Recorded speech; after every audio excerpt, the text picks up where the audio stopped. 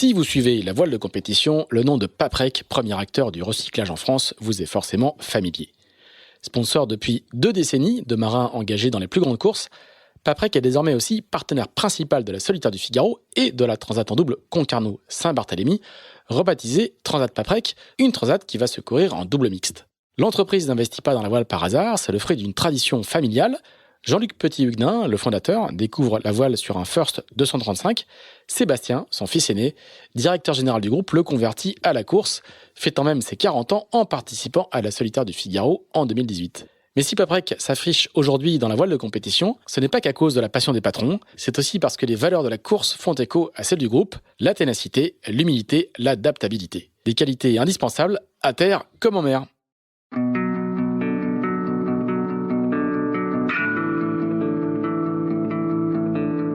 Bonjour, vous écoutez Into the Wind, le podcast des marins qui font des phrases. Into the Wind est produit par Tip & Shaft, le média des professionnels et des passionnés de voile de compétition. Tip & Shaft, ce sont 2 newsletters hebdomadaires en français et en anglais, des podcasts, des événements, des formations ainsi qu'un festival de films et un studio de production de contenu que vous pouvez retrouver sur tipshaft.com. Je suis Pierre-Yves Lautroux et je vous souhaite la bienvenue dans ce nouvel épisode d'Into the Wind.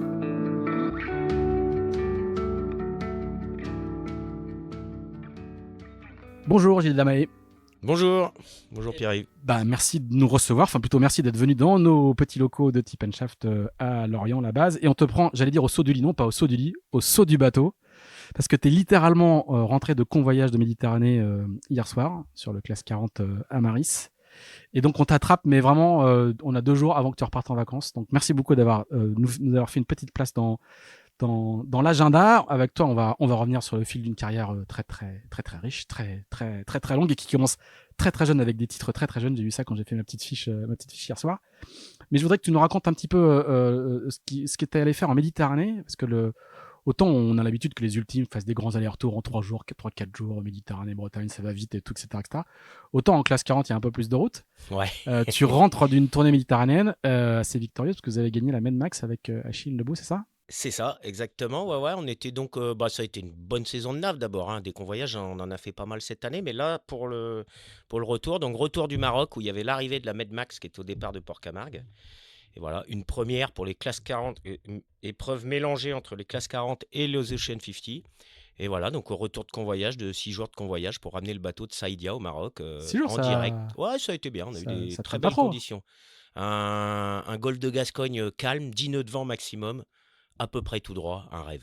Mois d'octobre, inespéré. Et alors toi qui es breton pur beurre avec un peu de Réunion, on va venir tout à l'heure. Hein, c'est comment de naviguer en Med, surtout dans cette zone-là qui est pas forcément très connue, les côtes du Maroc.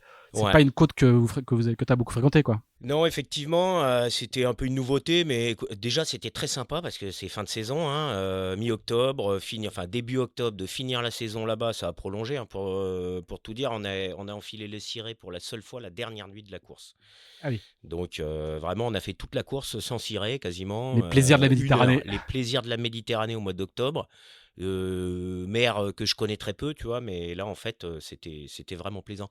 On a eu des belles conditions, changeantes comme souvent en Méditerranée, avec des retournements de situation, des arrêts, des redéparts, voilà, mais c'était hyper sympa. Pour moi c'était une découverte. Bon, j'ai juste un petit grief, c'est qu'on a fait toutes les îles de nuit, et pour le touriste que j'étais, c'était pas terrible. Et puis vous avez gagné. Oui, on a gagné, ouais. C'est pas un petit détail. Non, ça clôture une belle saison. C'est une belle manière de finir la saison. Et vous avez gagné d'autres courses dans la saison, là. Ouais, donc Québec-Saint-Malo qu'on a remporté au mois de juillet, il me semble. Et voilà, donc ça enchaîne, ça fait bonne fin de saison, une bonne saison pour le classe 40 à Maris, ouais, ça c'est clair.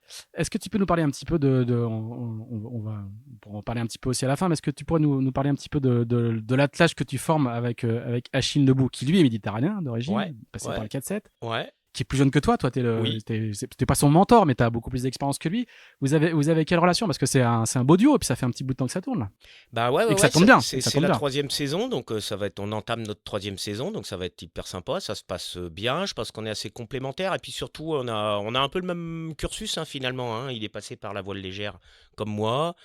Par contre, quand il est arrivé en Figaro il y a quelques années, il est passé directement du Jam 24 au Figaro, que des supports relativement tous monotypes, assez simples, sans problématique technique à bord. Et donc, il est content de m'avoir à bord, notamment pour la vision technologique du bateau. C'est des prototypes, les 40 pieds. Ils sont assez proches en performance d'ailleurs, hein, c'est côté sympa. Mais par contre, il y a quand même cette approche technologique pour améliorer le bateau ou faire gaffe pour pouvoir finir les courses déjà, parce que le premier truc, c'est qu'il faut arriver hein, pour les gagner. Donc, et c'est vrai qu'on a fait ça bien et il me fait confiance sur cette partie-là. Il a souvent besoin de mon avis un peu. Donc, c'est une bonne équipe. Lui, il gère beaucoup mieux la partie partenaire, relations, médias, communication et tout le reste, qui n'est pas ma tasse de thé. Et voilà, moi, j'aime bien la technique. Donc, ça fait un beau duo, sympa, agréable et efficace. Et puis ça marche plutôt bien. Enfin, vous avez Ouais, des ouais, bons ouais. élèves plus vieux. Ouais. Parle-nous un petit peu, toi qui on va le voir, toi qui as une longue carrière, tu as fait du classe 40 il y a assez longtemps, mais sur des Oui, pointus, comme on dit aujourd'hui dans la classe. oui. Enfin, ce qu'on dit, C'était presque la fin des pointus. c'était la fin des pointus. Mais Ouais, mais là, les bateaux d'aujourd'hui, toi qui a multiplié les supports, parle-nous un peu de ces classes 40. Tu viens d'en bouffer deux saisons complètes ou quasiment 3 saisons complètes. ouais, ouais. Bah écoute, c'est des bateaux qui vont beaucoup plus vite, hein. Je pense que la vitesse des classes 40 d'aujourd'hui, c'est à peu près la vitesse des IMOCA d'il y a une quinzaine d'années, je pense, à peu de choses près. Donc ça monte avec des bateaux uniquement en fibre de verre. Bon, à part les mâts et les baumes et les bouts dehors, il n'y a que du verre et de l'inox, hein. Donc ça reste des bateaux simples, pas chers. Euh, mais très efficaces. En fait, ça a obligé les architectes à se creuser un peu la tête, Et puis la jauge est hyper à stable. Hein. chercher Elle n'a la pas bougé jauge. depuis des années. Ouais, Hein. la jauge n'a pas bougé, mais Pas de foil, pas de dérive. ouais, dans ce cadre-là, ça a beaucoup permis aux architectes de se creuser la tête vers d'autres sujets, notamment les formes de carène. Donc le résultat aujourd'hui, c'est qu'on a des bateaux qui vont vite, à des budgets assez réduits. Mais il faut jamais oublier que tous les bateaux ont leurs qualités et leurs défauts et qu'ils sont pas toujours faciles à vivre, ces bateaux. C'est-à-dire qu'ils sont devenus très larges, très plats, très, très puissants.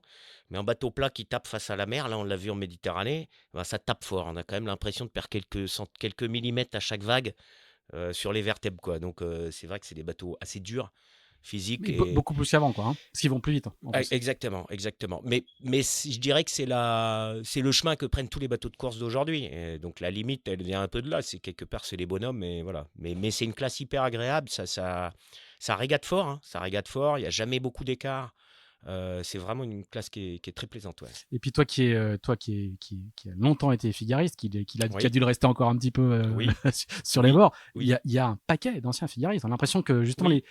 je vais pas dire les vieux figaristes, mais les figaristes confirmés, ils sont tous montés d'un cran en taille de bateau, et vous êtes quand même un paquet à vous retrouver sur cette classe-là, quoi. Ben ouais, déjà, je pense que financièrement, la barre est moins lourde à franchir que d'aller vers des... Enfin, en tout cas, quand on a fait des résultats en Figaro, je pense qu'il y a un objectif indéniable qui est le résultat sportif. Et dans ce cadre-là, quand on veut tenir la dragée haute au meilleur en IMOCA, ben, ça demande des moyens qui sont considérables. Et ce n'est pas du tout le cas sur ces classes 40, c'est sans commune mesure. Donc ça permet quand même d'avoir des bateaux plaisants et de faire des performances à des coûts beaucoup plus raisonnables que les IMOCA. Donc c'est vrai que c'est pas du tout la même vision. Alors c'est moins spectaculaire, les courses sont moins prestigieuses, mais pour le côté sportif et pour le technicien que je suis, c'est vraiment c'est aussi plaisant quoi, que de faire des régates sur des magnifiques bateaux comme les IMOCA. C'est des bateaux sans foil, Ouais. sans dérive, sans quille pivotante, Oui. basculante. Oui. Toi qui es technicien, il y a quand même du développement sur ces bateaux? Bah, il y a notamment Vincent Rioux qui a sorti un bateau cette année avec du coup une quille et un seul safran et un volet articulé sur la quille. En fait, on a le droit à 3 appendices, hein. Donc le standard, c'est une quille classique avec un bulbe en bas et 2 safrans. Et Vincent a sorti un bateau avec une quille, un safran et un volet articulé sur la quille. Donc ça fait 3 appendices aussi. Bon, aujourd'hui, ça ne marche pas terrible, mais peut-être qu'il va réussir à trouver des solutions. Mais voilà, bon, c'est intéressant. Peut-être qu'après il a utilisé une coque existante aussi, alors peut-être il n'a pas typé la carène pour le prêt, son objectif est de faire du prêt et du vent arrière, le bateau est peut-être pas dessiné pour ça, donc, mais c'est une évolution qui est pas idiote, Ouais, et ça laisse encore la part à quelques évolutions. Ouais. Le volet sur la quille, il est censé optimiser la remontée au vent. Hein. La remontée au vent ou la descente au portant. Ouais, exactement. Ouais. Mais toi, vous arrivez sur le bateau à trouver des trucs. Où est-ce que se fait le développement sur le jeu de voile, sur le réglage du mât, sur Mais, des petites bidouilles mais tu sais, quand on est d'aménagement compétiteur, même sur un Figaro, on arrive à bidouiller. Donc, sur un classe 40, on peut encore. Là, on est en train de se poser des questions, de faire des modifications éventuellement de ballast, de safran et tout sur le bateau. Donc, il y a quand même des objectifs. Après, justement, si on fait ça, c'est pour cadrer le budget. Et donc là, il faut bien cibler les trucs importants qui vont être efficaces pour le bateau, le plus efficace possible pour le moins cher possible, quoi. Ça va être ça l'objectif du chantier d'hiver. T'as été, c'est ton, je veux dire, c'est ton seul client, Achille. T'as Ben, d'autres engagements à côté ou non, bah quasiment oui, non? parce que j'ai fait la solitaire avec Tom, la solitaire et la Hallmer Cup en tant que préparateur, coach, routeur et hôte de Tom Dolan, Victorieuse qui est solitaire. victorieuse solitaire. Et la Hallmer Cup aussi, c'était son premier podium, tu vois, au mois de juin, dans la classe Figaro. Et je pense que ça a servi un peu de Le déclencheur, déclencheur. mentalement parlant, pour se rendre compte qu'il était capable de faire des beaux résultats. Et ouais, ça a été bien. Bah, je le connais depuis très longtemps, Tom. Donc, voilà, donc j'ai eu 2 clients cette année, Tom et Achille, ouais. Et toi qui as été avant cette nouvelle séquence de classe 40, t'étais ton propre patron, t'avais un projet avec un sponsor à toi. Ouais. Comment on vit le fait d'être équipier, de pas avoir de projet à porter? Alors, il y a plein de marins qui disent que c'est agréable, parce que du coup, t'as pas les emmerdes qui vont avec, quoi. Toi, t'es de quelle école? T'es de l'école qui s'épanouit en tant qu'équipier ou Ah, moi, je suis clairement de l'école qui s'épanouit en tant qu'équipier. Je crache pas dans la soupe, hein. Moi, j'ai eu de très belles années quand j'avais Briscola notamment. Il y avait une on va y relation de revenir. confiance qui Hmm. était hyper sympa en plus, parce que ça restait une PME, une petite boîte avec des décisions directes auprès de deux, trois personnes. Donc, c'était relativement facile, je dirais, avec des gens francs et directs. Donc, j'avais dans le côté communication, partenariat, relation sponsor, j'avais quand même de la chance dans ce cadre-là. Mais c'est clair que d'être à côté, co-skipper, technicien à côté, dans l'ombre, bah, c'est vraiment ce que j'aime, quoi. Parce que là, ça me permet de faire ce que j'adore, c'est-à-dire parler de technique vélique. Très bien. Alors on va revenir, on va parler des années Figaro, on va parler des nombreuses années parce il y en a quand même un petit paquet, et on va faire notre flashback habituel. Alors on va revenir assez loin. T'es plus jeune que moi, donc pas si loin que ça. On va revenir au milieu des années 70, parce que où tu es né à Brest, tu es né en 75, donc tu auras 50 ans l'année prochaine. Petite frontière importante. J'ai parlé de la Réunion tout à l'heure où tu vas assez vite partir, je crois, mais raconte-nous un peu dans quel contexte familial. Je crois t'as un père qui était assez passionné de mer. Raconte-nous un petit peu Ouais. dans quel écosystème tu nais. Bah oui, j'ai grandi dans un milieu familial, donc mon père était fonctionnaire et parti vivre T'es né à Brest, hein, juste. donc je suis né à Brest. Quand même. Je suis parti à La Réunion, j'avais 6 mois, avec mes parents qui partaient vivre à La Réunion. Mon père travaillait dans l'administration, il avait été muté à La Réunion. Et voilà. Et bon, ça a toujours été un fan de mer, hein. Globalement, le monde maritime lui plaisait pour l'épanouissement que ça permet d'apporter, la culture, l'histoire, etc., etc. Et donc voilà, c'est quelque chose qui le passionnait, il aimait bien. Alors c'était un très piètre voileux, parce que quand on est rentré de La Réunion, donc j'avais 6 ans, il a acheté un super Harlequin à l'époque, ancien bateau qui avait fait la solitaire du Figaro d'ailleurs. Ah ouais. Ouais, qui avait participé une fois à la solitaire du Figaro. Et bon, c'était la grande régate, c'était régate en rade de Brest, régate la route du Pif. Je crois que c'est la seule régate qu'il ait gagnée de sa vie, mon père. Mais voilà. Et déjà, C'est je pas une image, régate. hein, c'est une vraie régate. Hein. Ouais, c'est une vraie régate, la route du Pif, ça s'appelait. C'est pas une image. Mais bon, moi, ils avaient besoin de jeunes à bord, les Brestois, pour naviguer, parce qu'ils savaient pas faire de bateau et qu'ils avaient besoin de jeunes coureurs, de dériveurs, pour leur apprendre un peu. Et donc moi, dans ce cadre-là, c'est là que j'ai commencé mes premières courses. Je m'en souviens à peine tellement j'étais... Voilà. Mais c'était pas de la régate, c'était de la balade en rade de Brest. Et puis voilà, et puis jusqu'à ma première régate en optimiste où je devais avoir 8 ans et demi, 9 ans peut-être. Mais donc t'accroches quand même, c'est-à-dire que tu fais au Ouais, début ouais, c'est la ouais, balade, mais tout de suite t'accroches ça quoi. m'a plu beaucoup. Alors, la voile avec les anciens à Brest, bon, ça me gavait vite, quoi. Ça allait passer vite. Mais là, alors j'étais footballeur en même temps, je faisais du foot en club à Brest. Donc j'étais assez compète déjà, hein. Ça me plaisait bien, voilà, ça me plaisait ça me plaisait de gagner. Je me rendais compte que j'aimais bien ça, quoi. Ouais, donc Donc c'est très pour vite. ça que tu verses dans la compète rapidement quoi. Ouais, et puis c'est pour ça du coup que j'ai démarré l'Optimiste au club. Et il y avait un club, l'USAM à Brest, qui était une des plus grosses écoles de voile de France, hein, si ce Ouais. n'est la plus grosse de loin en nombre de sorties au centre nautique. Je me rappelle à Brest, c'était. Et puis, dans ce club-là, il y avait une super équipe, quoi, parce qu'il y avait les frères et sœurs Rioux, il y avait les frères et sœurs Baume, les frères. Dans le club d'à côté, il y avait les frères Odigan, frères et sœurs Odigan. Enfin, il y avait une sacrée équipe à l'époque à Brest, quand même, vraiment Il sympathique. y a plus, je crois que les 3 clubs ont fusionné à Brest. Il y avait la Exactement. SRB Lussam et le troisième. Les crocodiles Les de l'Elorn. les crocodiles de Et l'Elorn, il bien y sûr. avait le YCRB aussi, Ah, il y en avait également. quatre, Il y avait 4 clubs. Ça. Le Y, je sais même pas maintenant s'ils ont fusionné. Je pense aussi. Je suis même pas sûr. Je sais pas. Je crois pas. Je crois que Ça c'est s'appelle Brest les Nautique. Brest-Bretagne Brest-Bretagne Nautique. Nautique. Et c'est une réunion des 3 clubs, donc Croco, SRB et USAM. Et ouais, donc ça faisait vraiment un sacré melting pot. Alors, 1 pour l'ambiance, 2 pour la performance. Et voilà, donc c'était. Donc moi, je suis rentré là-dedans avec mon grand frère, qui a commencé Tanguy. avant moi, Tanguy. Et puis, l'ambiance était tellement agréable que j'ai accroché. Pour un gamin, c'était génial d'arriver dans un cadre aussi sympa, bienveillant, festif, rigolo. Et tout en faisant de la compète, pour un gamin qui aime bien la compète, pour moi, qui sortait du club de foot quand j'étais blessé, mon père était heureux, mes parents étaient heureux quand j'ai dû arrêter le foot, quoi. Et alors, tu te lances dans la filière assez classique, optique, etc. Et t'as tes parents qui suivent? Vous mettez les optiques sur la remorque et vous partez à plusieurs familles. Tous les week-ends, il y avait les parents Baume et les parents Rioux, les parents de Gwen et Marie et Morgan. Moi, j'ai le même âge que Morgan, à 3 mois près, hein, donc à 4 mois près. Et donc, tous les week-ends, il y avait régate avec les parents qui bougeaient. On retrouvait d'ailleurs les Bayou. À l'époque, il y avait le grand-père de Yann Eliès. Voilà, c'était toute cette génération-là. Et on se retrouvait à toutes les régates bretonnes. Et le week-end, il y avait camping, mobil-home, barbecue et compagnie, entre familles, quoi. Génial. C'était vraiment une bonne ambiance. C'était très agréable. Et alors, ça marche très très bien. Ouais, ça marchait super bien. Je veux dire, sportivement parlant. Ah oui, sportivement parlant, ça marchait super bien. C'était aussi, on était vachement aidés, hein, parce que en Bretagne, on a bénéficié à cette époque-là d'un truc avec le développement de la voile scolaire et des classes de mer et tout ça, d'un engouement pour les sports nautiques qui était sans précédent, jusqu'à se déplacer en optimiste avec un semi-remorque pour aller dans le sud de la France. On ne chargeait plus nos bateaux sur nos remorques.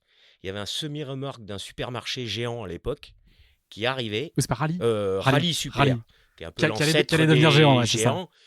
Et donc, il arrivait, on mettait nos trucs sur les berres en bois, et lui, il arrivait tout seul, le transporteur, avec son transpalette, et il chargeait les 35 ou 36 optimistes dans le semi-remorque.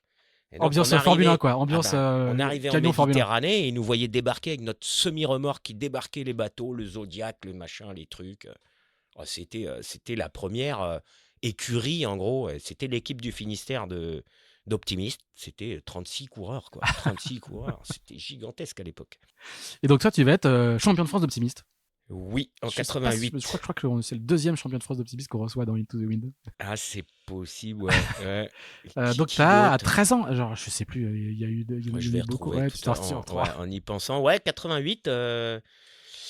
88, on se partageait les titres là. Donc, t'as 13 ans, c'est ça, hein. Mathieu Richard, Pierre Lauberté, tout ça. Mathieu était un petit peu plus jeune. Pierre Lauberté, Pierre Pennec à l'époque, qui était là aussi dans le coup. Des gens qui sont un peu restés dans le milieu. Donc 88, 13 ans, premier championnat d'Europe, premier mondial. T'en as gardé des souvenirs précis? Voilà, quand même le mondial à 89 optimiste au Japon, c'était un souvenir impérissable. 4 Finistériens dans l'équipe de France. Au Japon, 89 à Yokohama dans la banlieue de Tokyo. Là, à 14 ans, quoi. À 14 ans. Le voyage de ta vie. Un truc de dingue avec Morgan Rioux, justement. Avec mon pote Morgan, le grillon de combat, comme on l'appelait, parce que le grillon de combat, il avait un gabarit de crevette et il marchait que dans la brise. C'était super chouette. On fait deuxième d'un mondial par équipe, à cette époque-là. Mais pareil, parce qu'en fait, on n'était pas meilleurs que les autres. Mais on bénéficiait vraiment. On avait un encadrement avec un entraînement avec des spécialistes à l'époque de la course par équipe ou du match race qui venaient nous apprendre la course par équipe. Pour des gamins de 14 ans, c'était juste incroyable. On se dit, mais donc l'encadrement était exceptionnel, quoi. Vraiment, on avait de la chance, une chance inouïe, quoi. Et toi qui es ado à cet âge-là, c'est quoi? La voile, c'est toute ta vie? C'est une passion débordante ou tu fais ça quand même Si, j'adorais, hein. hmm. C'est clair. Mais pas que la voile, je dirais. La voile, les bateaux, l'ambiance de potes autour. Par exemple, à la sortie de l'école, j'avais mon BMX et tous les jours à la sortie de l'école, j'allais voir mon bateau, vider le bateau, Moulin Blanc. lui mettre un petit coup de chiffon au Moulin Blanc. Autant te dire que le chiffon au Moulin Blanc, c'était tous les jours parce qu'il était tout le temps humide. À tel point qu'on me surnommait, les employés du port me surnommaient le maire du port. Parce que je connaissais tout. À 15 ans. Le bateau, à 14 ans, mais 13 ans, le gars qui était rentré dans le port, je savais à quelle heure il était rentré. Donc on me surnommait le maire du port. Et voilà, j'avais 13 ans. Ouais. Donc c'est à cette époque-là, j'ai vu mes premières images de solitaire du Figaro, genre d'arrivée d'étapes de solitaire, genre voilà, à Brest pendant qu'on était en stage d'optimiste. Ça, c'est mes premières images de course au large, quoi. Tu te projettes déjà Non, pas du tout. Non, Alors absolument pas.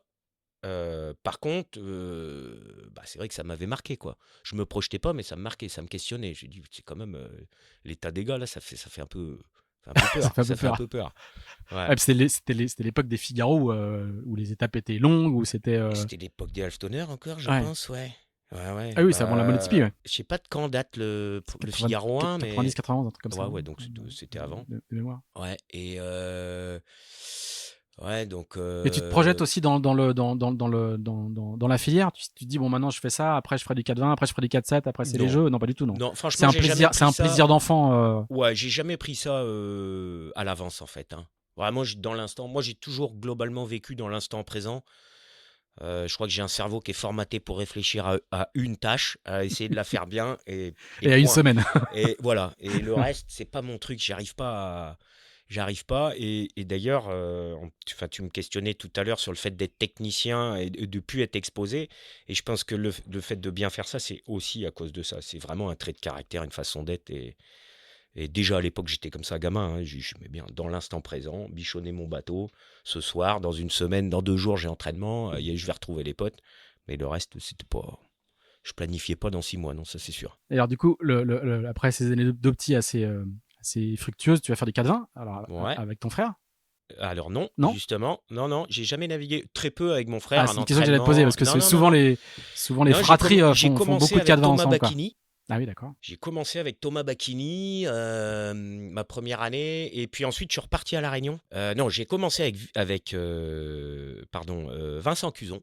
Ma première saison, on sortait tous les deux d'Optimiste, donc le frère de Jean-François. Qui est 2 étages en dessous ici. Qui est 2 étages en dessous ici, qu'on connaît bien ici à Lorient. Ensuite, j'ai navigué avec une saison avec Thomas Bacchini. Et ensuite, je suis reparti à La Réunion. Mais mon père était remuté là-bas, on est retourné à La Réunion. Ah oui, c'est vrai qu'on a fait des allers-retours. Et donc là, je naviguais avec Jean-Albert Gabriel, qui était un Réunionnais... voilà, avec qui j'ai beaucoup navigué, avec qui on a fait de très très bons résultats par la suite. Pareil, notamment grâce à un super encadrement d'un entraîneur génial à La Réunion qui s'appelait William Sanchez, qui avait été champion du monde de 4-20 avec Bertrand Dumortier. Voilà, bon, pareil, un encadrement génial. Hein. Je crois qu'au final, je me rends compte qu'en faisant le bilan comme ça, on a une chance incroyable. Les rencontres, quoi. Ouais, vous allez faire 3e au championnat d'Europe de 4-20, c'est ça, hein? On a gagné le championnat d'Europe de 4-20. Alors, 3e au championnat d'Europe avec Tom Bach, en 92 avec Thomas. Et après, on a gagné avec 93. Avec Gab. Gagné, on a fait vice-champion du monde. Bon, on a fait à peu près toutes les places au mondial. Hein, 2e, 3e, 4e. Voilà. 7e. Ouais, on a un peu tout fait, toutes les places. Un sacré début de carrière, quand même. Ouais. On a gagné 2 fois le championnat de France aussi en 420. Ouais. Non, c'était un bon... Et quand on a comme ça déjà 5-6 années comme ça au plus haut niveau, il y a personne à la Fédé qui vient te voir, qui dit bon, maintenant il va falloir passer en 4-7.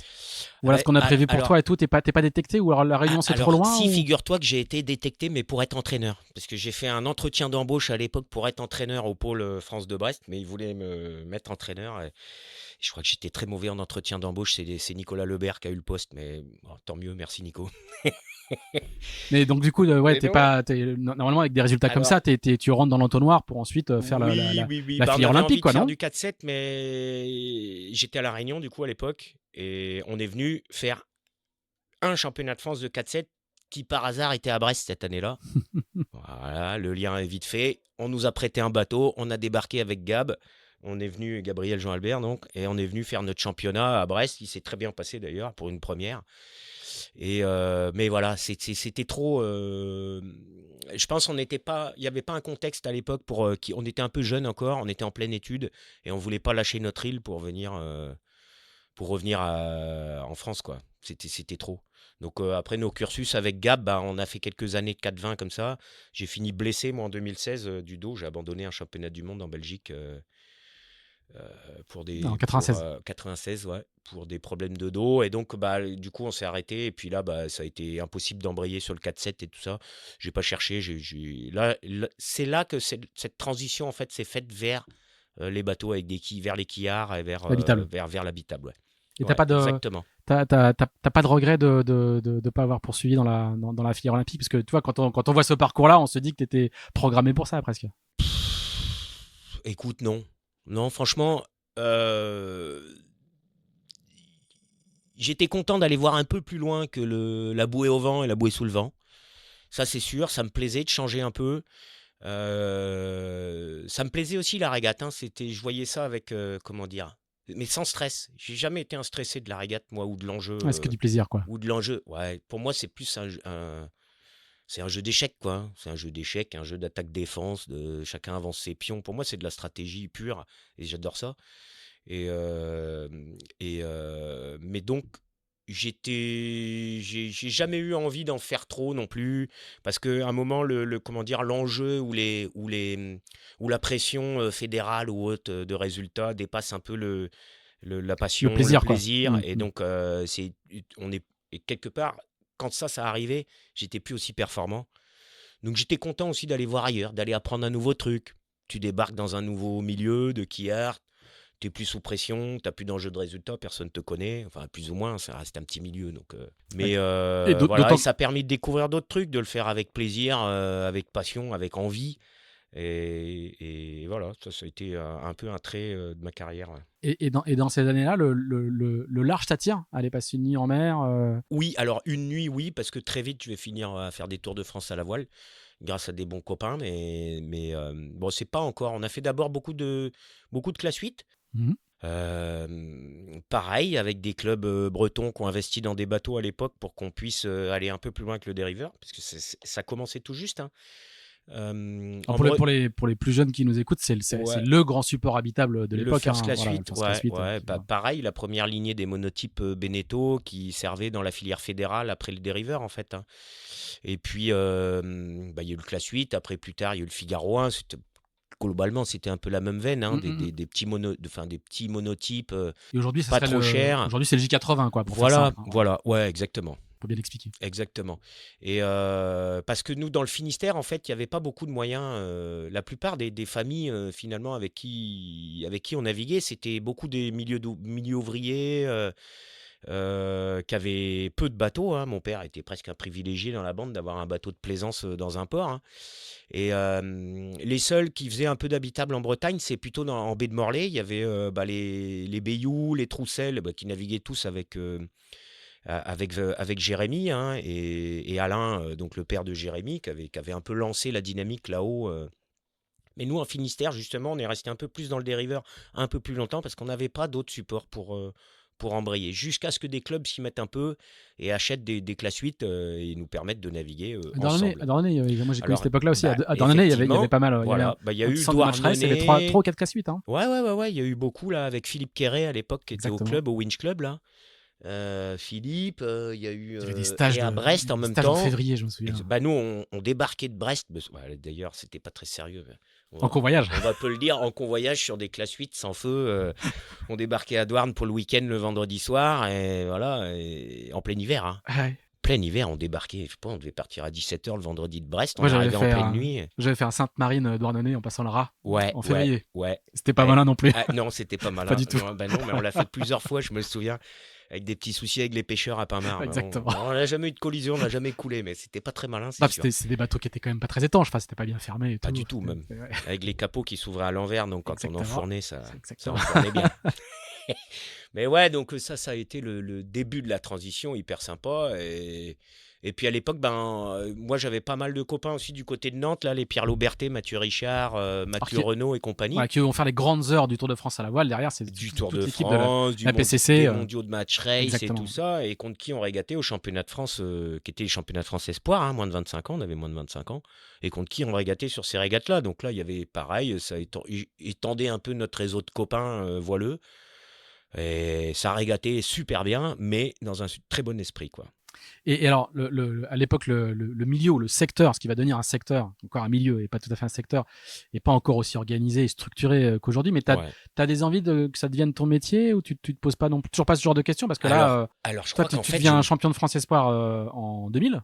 Ouais. Donc à 25 ans pile à peu près, quoi. Ouais. 25 ans, on s'approche du marché du travail. Oui, alors en fait, à l'époque, je m'orientais pour être prof de PS. Donc j'ai fait STAPS, moi, j'ai fait une licence STAPS. Et puis mes premiers stages en collège à La Réunion, en collège ou en lycée, m'ont tellement dégoûté que je me suis dit, c'est bon, je ferai pas ça. J'avais pas envie de voir des branleurs se jeter des javelots à la face, donc ça me dérangeait un peu. Donc voilà, j'ai très vite, je me suis rendu compte que je me suis dit, L'éducation nationale, c'est pas pour toi. j'aime bien le bateau. Là, le truc éducation nationale, pas toujours soutenu, pas toujours par la hiérarchie, et je trouvais ça pas très bienveillant en fait. Il y avait un côté, et c'est pas le cas, c'est pas une généralité, hein, mais tu vois, ma chérie est enseignante, il y a de très bons, très bel esprit dans leur bahut, mais là, moi, je me suis pas senti du tout épaulé à l'époque, et donc c'est là que j'ai un peu dévié de ma formation STAPS pour m'orienter en STAPS, en licence, vers un truc de performance sportive, en fait, d'entraînement physique, de préparation physique et d'entraînement sportif. Et donc, c'était connecté au bateau, quoi. C'était connecté au bateau, mais du coup, j'avais déjà une bonne approche pédagogique sur mes premières années de STAPS qui m'a pas mal aidé parce que j'ai beaucoup entraîné par la suite. Dans le cursus, après, par la suite, ça m'a bien aidé, ce panel. Alors, à quel moment tu approches le monde du Figaro? Parce que ça vient assez tôt. Tu vas pas devenir ta première solitaire et encore dans quelques années. Mais à quel moment tu commences à approcher ce monde-là, sachant qu'il est, je reviens encore à l'époque, c'est assez poreux, hein, un gars qui commence à bien marcher en classe 8, on va pouvoir lui filer un convoyage, des petits coups de main comme ça. Le milieu n'est pas organisé. Il y a déjà des filières de sélection, hein, mais oui, il y avait déjà, oui. Mais oui. c'est pas aussi clair et lisible qu'aujourd'hui, je veux dire. Toi, comment est-ce que tu rentres dans ce monde-là? Parce que c'est à cette époque-là que tu l'approches, quoi. Hein. Ouais, mais je pense petit à petit, en classe 8, en fait, on en parlait tout à l'heure, mais c'est pas un gros réseau. Hein. À l'époque, il n'y avait pas beaucoup de marins, pas beaucoup de compétiteurs qui faisaient ça. On n'était pas très nombreux en Bretagne. Donc, et puis déjà, il y avait moins de régates internationales. Alors, on se côtoyait moins, par exemple, avec les Méditerranéens. Donc finalement, ça représente un petit milieu et très vite, les gens, ils accrochent, ils se rendent compte que tu es compétent, donc ils t'appellent pour faire des petits trucs. Donc il y avait eu ça, par exemple, un premier, tu parlais de filière de détection, mais il y avait déjà le Crédit Agricole à l'époque. Donc moi, je m'étais présenté la même année qu'Armel, dommage. Le Cléache. Armel Le Cléache, voilà, j'ai mal choisi mon année, mais j'avais pas le choix. J'étais presque un vieux, moi, pour commencer l'habitable, hein, parce que j'avais fait des études, parce que j'avais une école de croisière à Brest dans laquelle je bossais avec mon frère dans mes stages au début d'études et puis après que j'ai repris, etc. etc. Donc, les passagers du vent, je me souviens. Voilà, les passagers du vent, exactement. Et donc, en fait, ça m'a fait un cursus assez varié qui a fait que je suis arrivé un peu dans la compète en habitable, un peu sur le tard, quoi, notamment pour la partie Figaro. Et puis surtout, ça demandait des compétences et des qualités que je n'avais pas. Fallait trouver des sponsors. J'avais pas ça dans mon réseau familial. Il fallait que je développe les compétences alors que j'étais globalement un jeune branleur technicien, quoi. Si je résume un peu de manière caricaturale, j'étais un mec qui avait des bons copains, qui avait de très bonnes relations amicales, qui aimait bien la fête et qui aimait bien faire du bateau bien, quoi. Et les bricoler. De là en faire un métier. De là en faire un métier, il fallait que je développe des compétences que je n'avais pas du tout. Aller faire du relationnel, trouver des sponsors, savoir quoi leur vendre, combien leur vendre, etc. J'étais absolument incapable de le faire. Et je n'ai d'ailleurs jamais réussi. À voir par la suite que ce n'est pas moi je n'ai jamais trouvé un sponsor. C'est eux qui t'ont trouvé. C'est toujours les sponsors ou des copains qui m'ont trouvé en tant qu'équipier et ça a fini vers un sponsor. Mais c'est jamais moi qui ai trouvé. Alors on va y revenir. Mais du coup, comment t'arrives à rentrer? Tu fais le Challenge Crédit Agricole. Ça fait un Voilà. peu de réseau quand même. Oui, ça fait un peu de réseau. Ouais. Tu trouves quand même des embarquements à droite à gauche? Bah oui, parce que du coup, c'est Armel qui gagne, mais je navigue. À l'époque, il y avait toutes les régates en équipage, puis West France, Obélix Trophy et compagnie. Et donc, pendant 2 ans, j'ai navigué en équipage avec Armel en tant que tacticien sur le bateau du Crédit Agricole, d'Espoir Crédit Agricole. Donc, bah oui, ça fait un réseau, effectivement. Et là, bah, tous les potes d'Armel, là, après, oui, oui, bah c'est ça a fait un réseau. Et puis après, ça a commencé à décoincer. Après, le Tour de France est arrivé. J'ai commencé à faire des remplacements sur des Tours de France avec l'INSA pour remplacer Armel, qui était étudiant à l'INSA à l'époque et qui ne pouvait pas être présent à Tour de France. C'est moi qui l'ai remplacé une petite période du Tour de France. Et là, t'es quoi? T'es semi-pro là? Ou tu vis de ça déjà? Non, là j'étais, oui, semi-pro. Je sais même plus si j'étais payé. Je suis même pas sûr. Je suis même pas sûr. J'étais venu pour découvrir le truc. Si je pense que le propriétaire avait dû me payer à l'époque.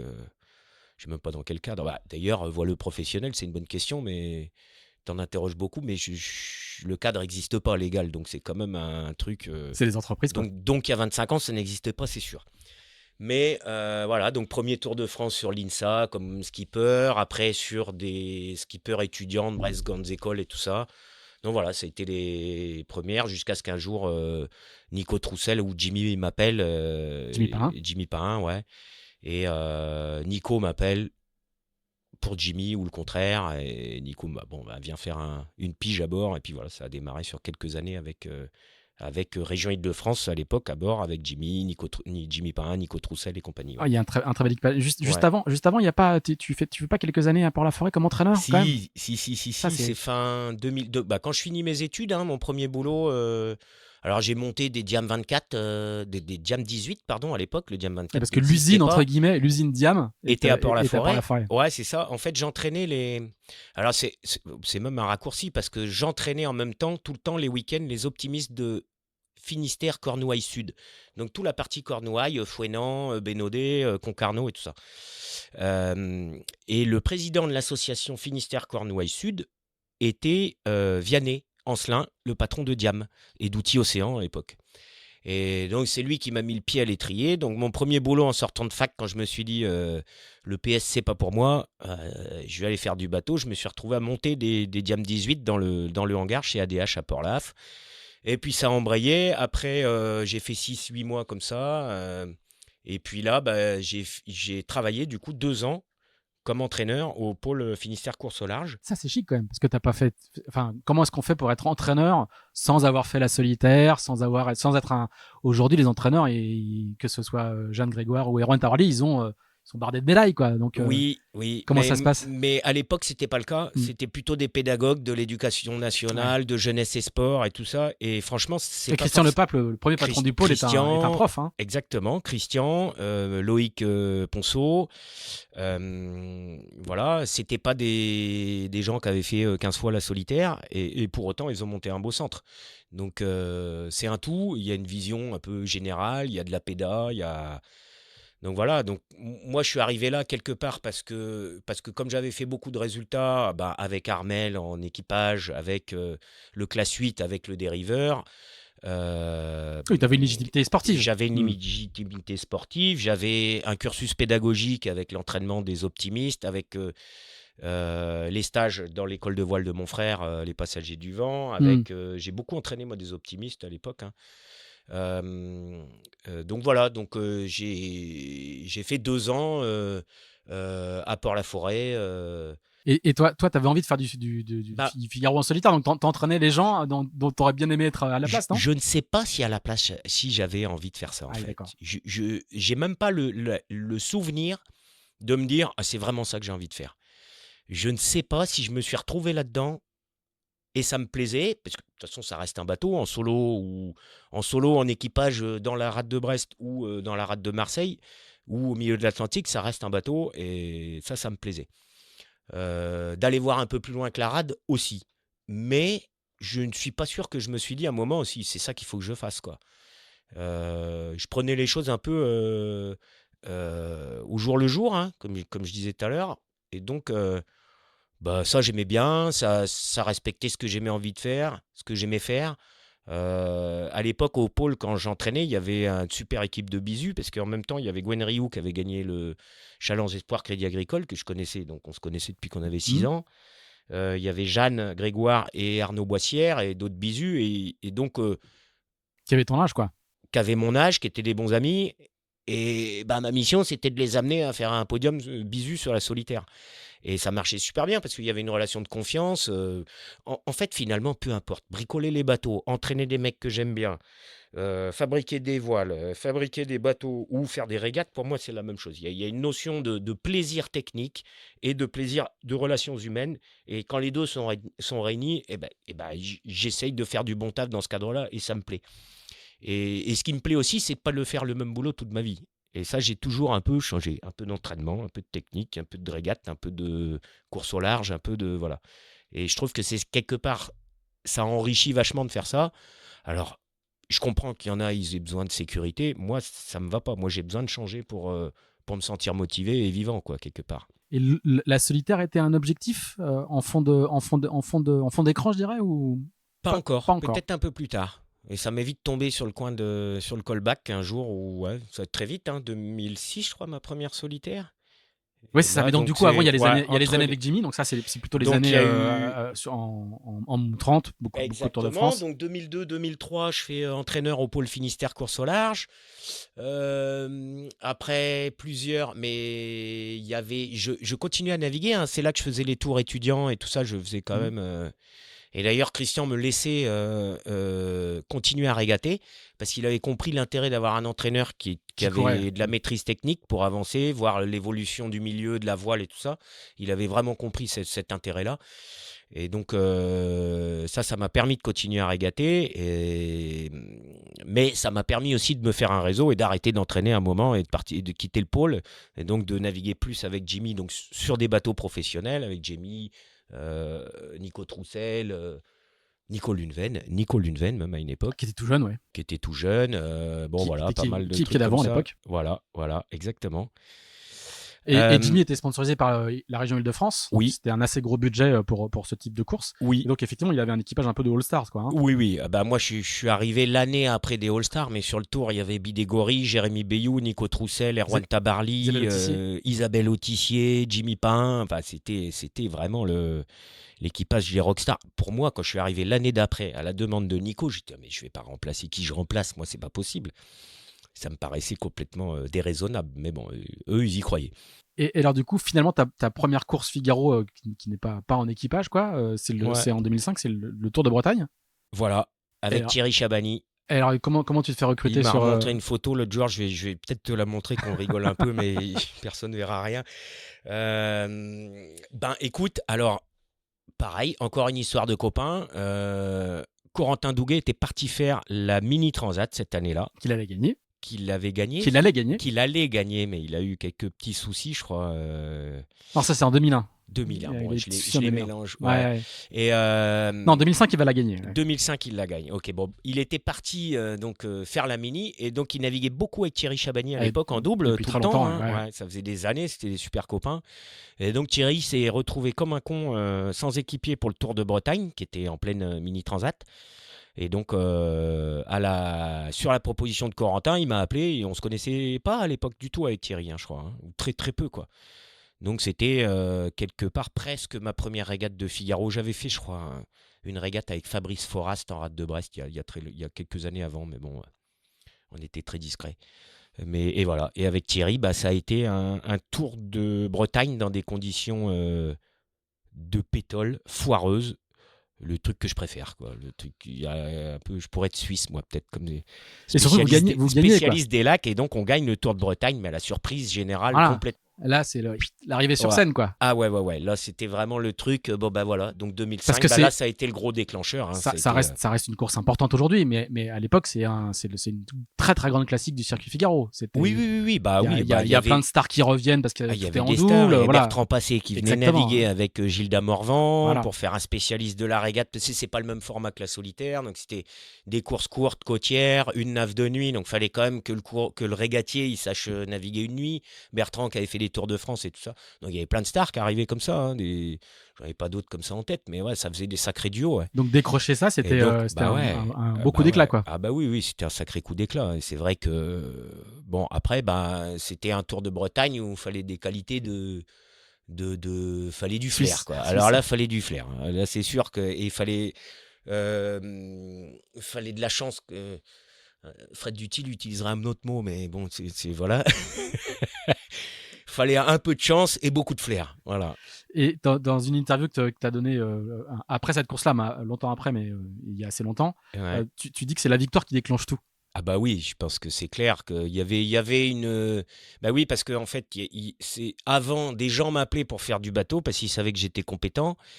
Et en fait, c'est cette victoire-là qui déclenche mon premier sponsor que je trouve en 2006. Donc ça, c'était quand même c'est le truc qui m'a mis le pied à l'étrier pour faire du solitaire et faire des beaux résultats en solitaire. Donc c'est sûr parce que en fait, jusque-là, t'en as pas fait de solitaire. Non, jusque-là, ma première solitaire, c'est 2006. Donc 2005. Non, mais de solitaire, de navigation en solitaire, même. Ah non, jamais couru en solitaire. Ah non, jamais. Bah, une régate comme ça au Challenge Espoir Crédit Agricole, hein, c'était tout. Hein. Ouais, donc non, jamais fait de solitaire. Donc 2005, on gagne. C'était en septembre 2005, je crois, fin de saison, et on gagne. Et donc en 2006, moi, je bossais avec Guillaume Voisard qui montait un projet Route du Rhum avec le comptoir immobilier, un sponsor de Brest, et qui faisait de la course à la voile parce qu'il avait dit s'il était au Mans, il aurait fait de la course automobile, mais voilà. Donc ils se lancent dans la voile, ils avaient un projet de bateau et puis ils avaient et l'ironie de l'histoire montre qu'ils avaient monté un site internet comptoir immobilier Sailing Team, et un jour en rigolant il dit mais il n'y a pas de Sailing Team, il n'y a qu'un bateau en solitaire.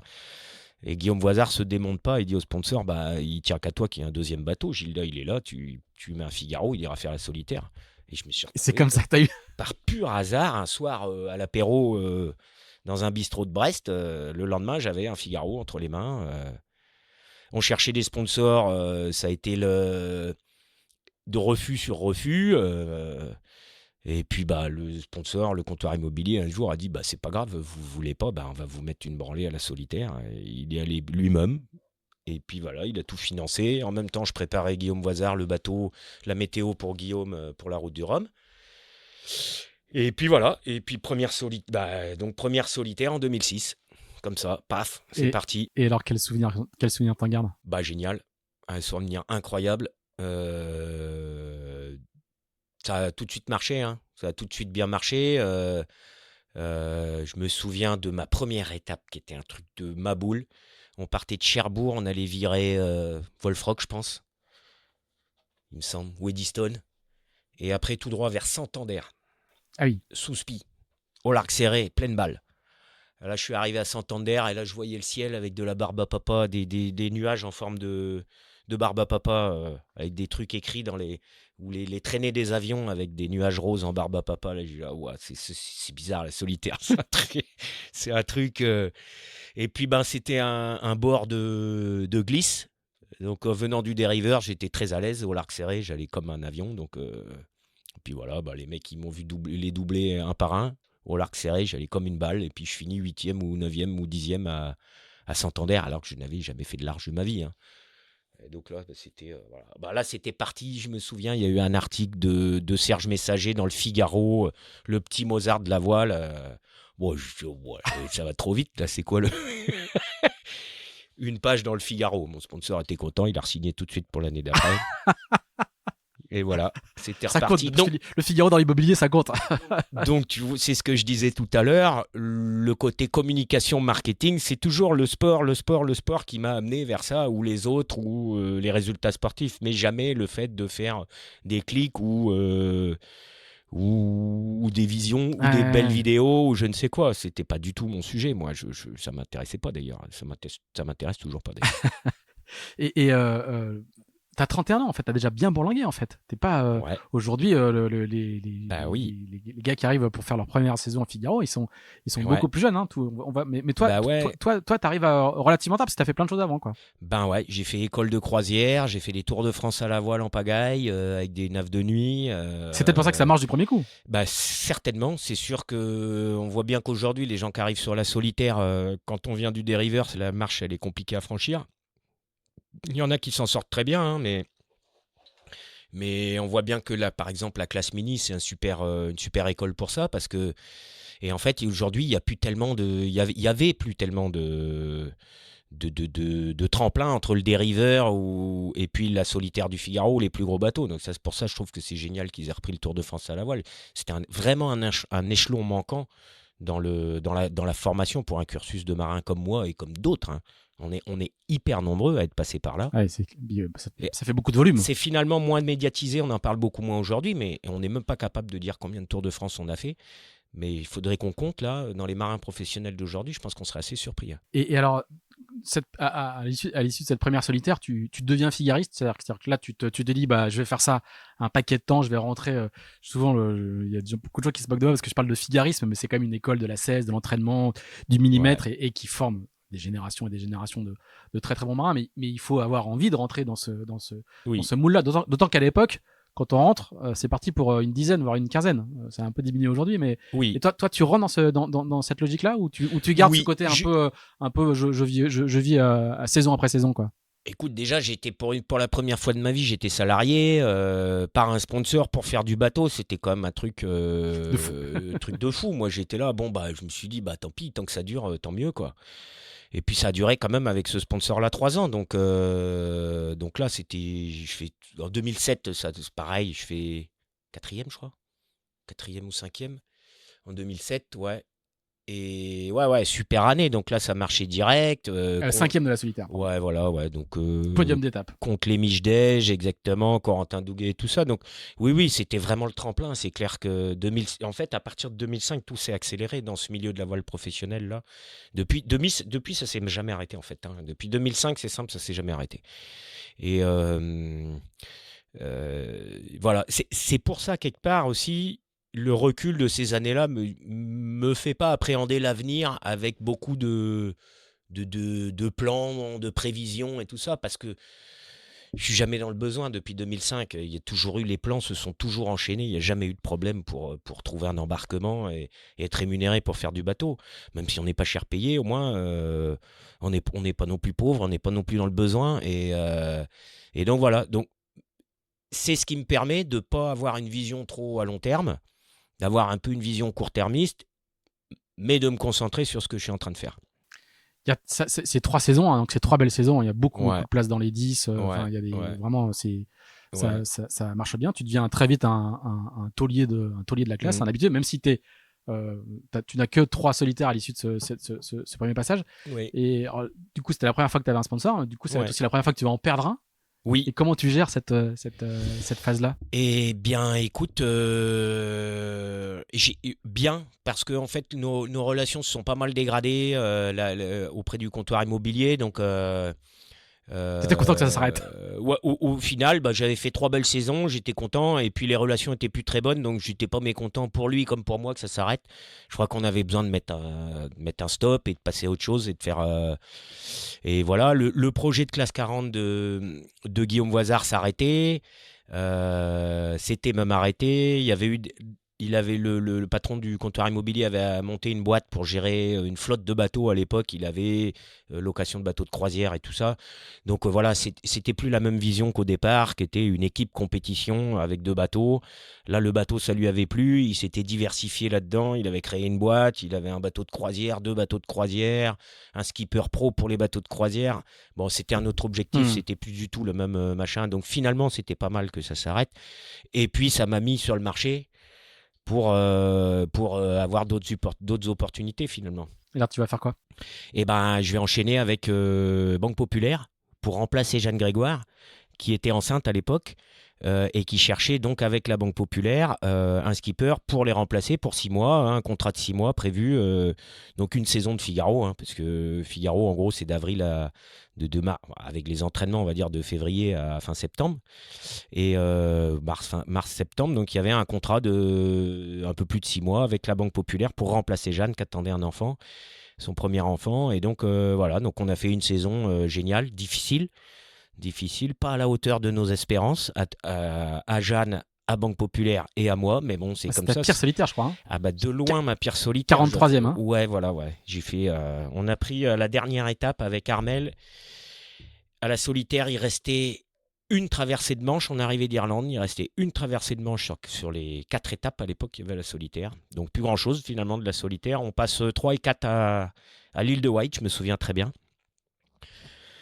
Je me souviens très bien parce que Yann Eliès avait fait un petit cadeau en VHF pour Hélène Cougoul à l'époque, qui fêtait son anniversaire au moment du passage de l'île de Wight. C'était très sympa comme cadeau. Et il se reconnaîtra.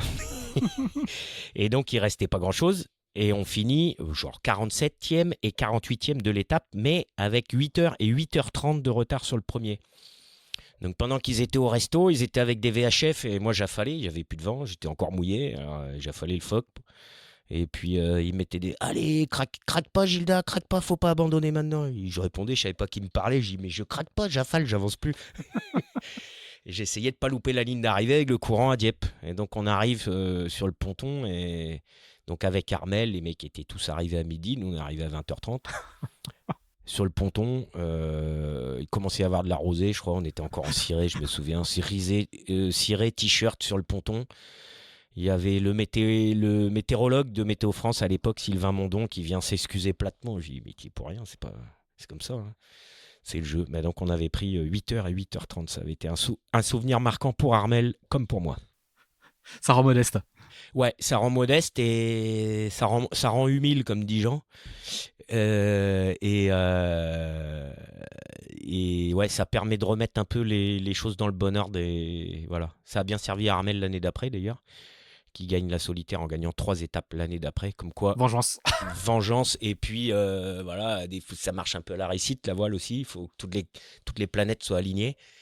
Voilà, donc fin de partenariat un peu décevant pour Banque Populaire, pour moi, machin, parce que j'avais envie de leur donner un peu mieux, quoi, de leur offrir un peu mieux, mais bon. Et pour Jeanne, pour Bon, la tu savais que c'était un remercier CD. de son beau cadeau, je savais que c'était comme ça, je savais que c'était un one-shot. J'aurais bien aimé faire mieux, mais bon, c'est comme ça. C'était le jeu. Alors, tu vas pas retrouver de sponsor tout de suite, mais du coup, Non, ouais. comme tu as déjà bien bourlingué et que tu as un bon réseau, quoi, Ouais. tu vas faire plein de petits trucs à droite, Oui. à droite, à gauche. Ouais. Ça c'est. Et je vais faire. À l'époque, les vies d'équipier, c'est pas. Aujourd'hui, on peut faire des vraies carrières d'équipier. Oui. T'en es un bon exemple, mais Oui. à l'époque, c'est un peu moins organisé quand même. Ouais. Je vais faire des retours au Tour de France à la voile, retour à l'entraînement avec Morgan Lagravière en Vendée, retour Parce qu'il y a peut-être expliquer, hein, il y a la mise en place du team Vendée Formation. À cette époque-là, exactement. Ouais, mise en place du team Vendée Formation à Saint-Gilles-Croix-de-Vie. Un autre centre d'entraînement, il y en avait un à l'époque, il y avait le CEM déjà à la Grande Motte. Il y avait le pôle Finistère course au large et il n'y en avait pas sur la côte atlantique, enfin au sud. Donc ils créaient en Vendée le team Vendée Formation, team Vendée à l'époque tout court. Ils avaient acheté 2 bateaux, ils lançaient 2 projets et donc voilà. Le projet était déjà lancé quand je suis arrivé, hein, mais avec Seb Josse et Fred Rivet. Voilà. Et puis là, il y avait changement de skipper et Morgan s'est retrouvé skipper du team Vendée. Morgan Lagravière. Et donc, il m'a appelé, il débarquait en Figaro et il m'a appelé tout de suite pour aller lui filer un coup de main. Parce que tu le connaissais de La Réunion, j'imagine. Je le connaissais de La Réunion, exactement. On avait tous les deux grandi à La Réunion. On avait des liens d'amis. Hein. Son entraîneur d'opti, c'était un bon copain. Son entraîneur de 420, c'était mon ancien équipier de 420, Gabriel, Gab, dont on parlait tout à l'heure. Donc, effectivement, il y avait un lien. On ne se connaissait pas personnellement, mais on se connaissait indirectement. Moi, je savais déjà que c'était quelqu'un de très talentueux parce que j'avais entendu tous mes copains entraîneurs en parler avec des sacrés éloges. Ah oui, sa réputation. Sa réputation le précédait. Le précédait. Ouais, exactement. Et donc, tout de suite dit oui, puisque ça me plaisait, c'était voilà, ça embrayait, j'étais disponible. Encore une fois, j'étais disponible. C'est bien des fois d'être disponible. Et puis voilà, c'était une bonne opportunité, ouais, exactement. Et tu vas à nouveau gagner un Tour de Bretagne avec lui. Ça, c'est incroyable parce que c'est ta course, quoi. Voilà. Je vais spoiler un peu, mais tu vas la gagner une 3e fois derrière, quoi. Ouais. Ah ouais, c'est vraiment ma course, le Tour de Bretagne. Ouais, j'ai gagné 3 fois, j'ai fait 2 fois 2e, je crois. Ouais. T'es le patron, quoi. Ouais, c'est un peu ma course, ouais. Bah ouais, parce que je pense qu'il y a plein de trucs dans cette course qui me collent à la peau. Il y a les côtes bretonnes, que je connais parfaitement. Le mélange course technique, course au large, avec une nuit. Il y a la navigation en binôme, qui change beaucoup la donne. et sur des monotypes. Et c'est vraiment, pour moi, je crois que ça coche toutes les cases. C'est la synthèse de tout ce que tu sais faire, quoi. Exactement. Je crois que c'est vraiment un truc que j'appréhende avec aucun stress, quoi. Avec vraiment, je dirais pas maîtrise, parce que c'est jamais facile, il y a beaucoup de concurrence, mais voilà, sans appréhension en tout cas. Ouais, donc voilà, Tour de Bretagne avec Morgan. Et puis Il y a du J80, il y a du M34. il y a plein de trucs, du M34 avec Nantes Saint-Nazaire. Ben, j'étais un peu plus dans le sud Atlantique à cette époque-là, parce que les gens qui me faisaient confiance étaient plus de ce côté-là. Et donc il y a eu Corentin à nouveau, lui, pareil. Après, donc j'ai enchaîné avec Team Vendée. Après Morgan, je récupère un bateau Team Vendée. Parce que tu vas courir sur le bateau. En fait, j'ai entraîné Morgan d'abord en 2011. On gagne le Tour de Bretagne fin 2011. Là, on continue tous les deux chez Team Vendée, mais chacun sur son bateau. On part s'entraîner au Portugal pendant 3 semaines pendant l'hiver. On revient, on gagne les 2 premières courses de la saison, chacun la sienne. Et voilà, c'est une super équipe. Et puis après, l'effet de j'ai perdu ma licence à l'époque, donc voilà, le projet s'est arrêté. J'ai continué à entraîner Morgan, à suivre un peu Morgan. Et puis finalement, mes copains qui avaient confiance en moi et avec qui je m'entendais bien m'ont jamais lâché. Et c'est eux qui m'ont permis de passer quelques années un peu de trou, quoi, on va dire. Donc il y avait Morgan, il y avait Corentin. Gilda, en 2012, juste après ces 2 courses où tu gagnes les 2 premières courses avec Morgan, il y a quand même un coup d'arrêt parce que tu es suspendu. Tu as une suspension pour 1 an, je crois, c'est ça, hein? Suspension pour 4 mois d'abord de la FFV et de 2 mois supplémentaires par l'Agence nationale de lutte contre le dopage. Voilà, parce que tu es contrôlé positif au cannabis. Bon, je ne vais pas en faire la promotion, mais ce qui arrive, et ce qui est quelque chose d'assez fréquent au final dans les contrôles antidopage. Mais du coup, c'est un vrai coup d'arrêt dans ta progression et dans ton évolution. Et j'ai retrouvé un petit papier de l'époque. Tu dis, j'ai touché le fond, j'ai fait une connerie, je l'assume, mais j'ai payé 10 fois le prix pour les autres. J'ai mis du temps à rebondir. Parce que, entre guillemets, ça peut sembler anodin, mais au final, ça reste un petit monde. Et t'es marqué. Et donc, t'en parles d'autant plus. On peut en parler d'autant plus facilement aujourd'hui que c'était il y a longtemps, mais c'est. Écoute, c'est un moment difficile, quoi. Pour être très franc, je crois que tout le monde avait conscience que la sanction était extrêmement lourde au vu des faits, quoi. Mais en fait, même la Fédé était emmerdée parce que c'était la première fois qu'un voleur professionnel qui en vivait perdait sa licence pour ces raisons-là. Donc, c'était compliqué pour beaucoup de gens, particulièrement pour moi. Et donc là, j'ai perdu sponsor. Après, la façon dont ça a été fait, mais ça, je ne veux pas revenir dessus, mais la façon dont ça a été fait, en fait, a fait traîner le dossier jusqu'au mois d'avril, au moment de la G2R. Donc, j'ai été sanctionné, en fait, beaucoup plus longtemps plus tard que les 6 mois. Que le contrôle en lui-même. Ce qui a vraiment tué entièrement la saison et les années qui ont suivi. Et là, heureusement, il y a eu des gars comme Morgan, comme Corentin Douguet qui m'ont fait confiance. Corentin, à l'époque, gérait le projet Tour de France à la voile Nantes-Saint-Nazaire en M34 et j'ai fait cuisinier, entraîneur, stratifieur, préparateur sur le Tour de France. Mais pas coureur. J'avais pas le droit. Il m'a dit, c'est pas grave, dans 6 mois, dans 4 mois, tu as récupéré ta licence. Moi, je m'en fous, dans 4 mois, tu es sur le bateau. Et je faisais tout, j'étais l'homme à tout faire du projet avec Corentin. Short crew avec toi. Short crew, même sur l'eau, sur le Zodiac, sur le bateau pendant les entraînements. J'étais tout le temps avec lui. Et heureusement qu'il était là parce que c'était vraiment... Moralement, c'était difficile, et puis financièrement, c'était une catastrophe, quoi. Et ça t'as le sentiment que ça t'a marqué pour plusieurs années ? Pas vraiment. Aujourd'hui, j'en rigole. Les gens en rigolent beaucoup. Sur le coup, c'était vraiment pas drôle. Tel point qu'on m'a même donné des surnoms, tu vois, du petit Mozart de Mahé, c'est passé du petit Mozart de la voile, de l'article de Serge Messager, j'ai complètement changé de surnom, mais bon, Voilà, je suis passé de la musique classique au reggae, tu vois, c'était bon, bref, Le Bob Marley. le Bob C'est ça. Marley de la voile, Le bon, Bob, ah, bref. Bob May. Ah, d'accord. Ouais, Ah, ouais, pardon. ouais. Je Bon, connaissais pas. aujourd'hui, j'en rigole parce que ça fait rire tout le monde et je préfère me marrer parce que j'ai trouvé le sujet tellement ridicule que, bon, après, les règles sont ce qu'elles sont et je déclarerais la même chose aujourd'hui qu'il y Mm, mm. a des années, finalement. Les règles, elles sont ce qu'elles sont et je les connaissais comme tout le monde. Une bonne leçon, quoi. Ouais, exactement. Quelque part, c'était une bonne leçon, mais elle a été lourde de conséquences, quoi. Alors, Ouais. paradoxalement, tu rebondis quand même assez vite parce que dès 2013, quand tu recommences à courir, tu arrives à revenir sur le circuit, tu gagnes la première étape de la Generali solo, Hmm. tu fais un petit peu de mini. Je veux Ouais. dire, t'arrives quand même à rebondir sans trop tarder, quoi. Ben oui, grâce à quelques personnes, parce que les compétences, je les avais pas perdues en perdant ma licence, hein. Mm, Donc mm. les compétences, elles étaient toujours là, il fallait les entretenir, pardon, et continuer à naviguer. Et dès que j'ai eu l'opportunité de me remettre, de reposer mon ciré sur un bateau, bah ça a tout de suite refonctionné, quoi. Effectivement, mais il y a eu une période transitoire où on voulait pas trop me faire naviguer, ou bien les projets tombaient pas, quoi, hein. Et oui, effectivement, ben, en 2013, c'est ça, fin 2013, en fait, il y avait une généraliste solo en Méditerranée et le président de la classe m'avait prêté son bateau, tout simplement prêté. L'organisateur m'avait offert l'inscription, trouvé un sponsor pour que je vienne. Et puis, La solidarité, la je gagne, solidarité des je gagne milliers. la première étape qui arrive à Barcelone, tu vois, tout de suite. Donc ça, c'était bien. Les T'avais pas gens, perdu la main. j'avais pas perdu la main, non. Alors là, il y a des années où, enfin, t'as pas de sponsor installé. Je crois que c'est Interface Concept avec qui Oui, tu fais plusieurs. 2014, en fait, à l'arrivée en 2013 à Barcelone de l'étape que je gagne, il y avait Jean Le Cam qui était en vacances à Barcelone à ce moment-là, Jean et Anne, et donc c'est là que je les croise et lui, il avait envie de refaire une AG2R. Je naviguais en J80 déjà sur les bateaux d'Interface Concept, qui est une boîte d'électronique de Quimper, qui habite à Fouesnant, qu'on connaissait, qu'on côtoyait.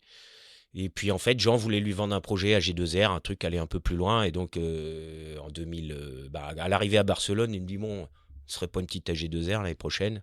Et puis voilà, on a embrayé avec Interface Concept et Jean sur la Transat AG2R, solitaire du Figaro après la. Là, tu fais une super solitaire. Je fais une super solitaire, je gagne une étape de la solitaire, Bien. la première, la seule et unique La seule. d'ailleurs. Et ouais, magnifique étape, hyper longue, 4 nuits, un truc de dingue, arrivé au Sable d'Olonne. Et voilà, ça c'était un souvenir impérissable. Vas-y, raconte un peu. Bah, étape de portant déjà, puisque c'était ma spécialité. Quand ça glisse à plat, c'est comme un dériveur, hein, donc là je suis à l'aise. Et donc on fait un grand portant de la Pointe-Bretagne à peut-être Rochebonne ou un truc comme ça avant de remonter vers les sables. Peut-être même l'estuaire de la Gironde, je sais plus trop. Et puis ben du portant d'abord et remonter mollissante vers les Sables d'Olonne, rentrée de brise foireuse. Voilà, bon bah des conditions pour Gilda, quoi, pour les petits Gilda. Du portant d'abord à plat en glisse et puis de la foire pour finir.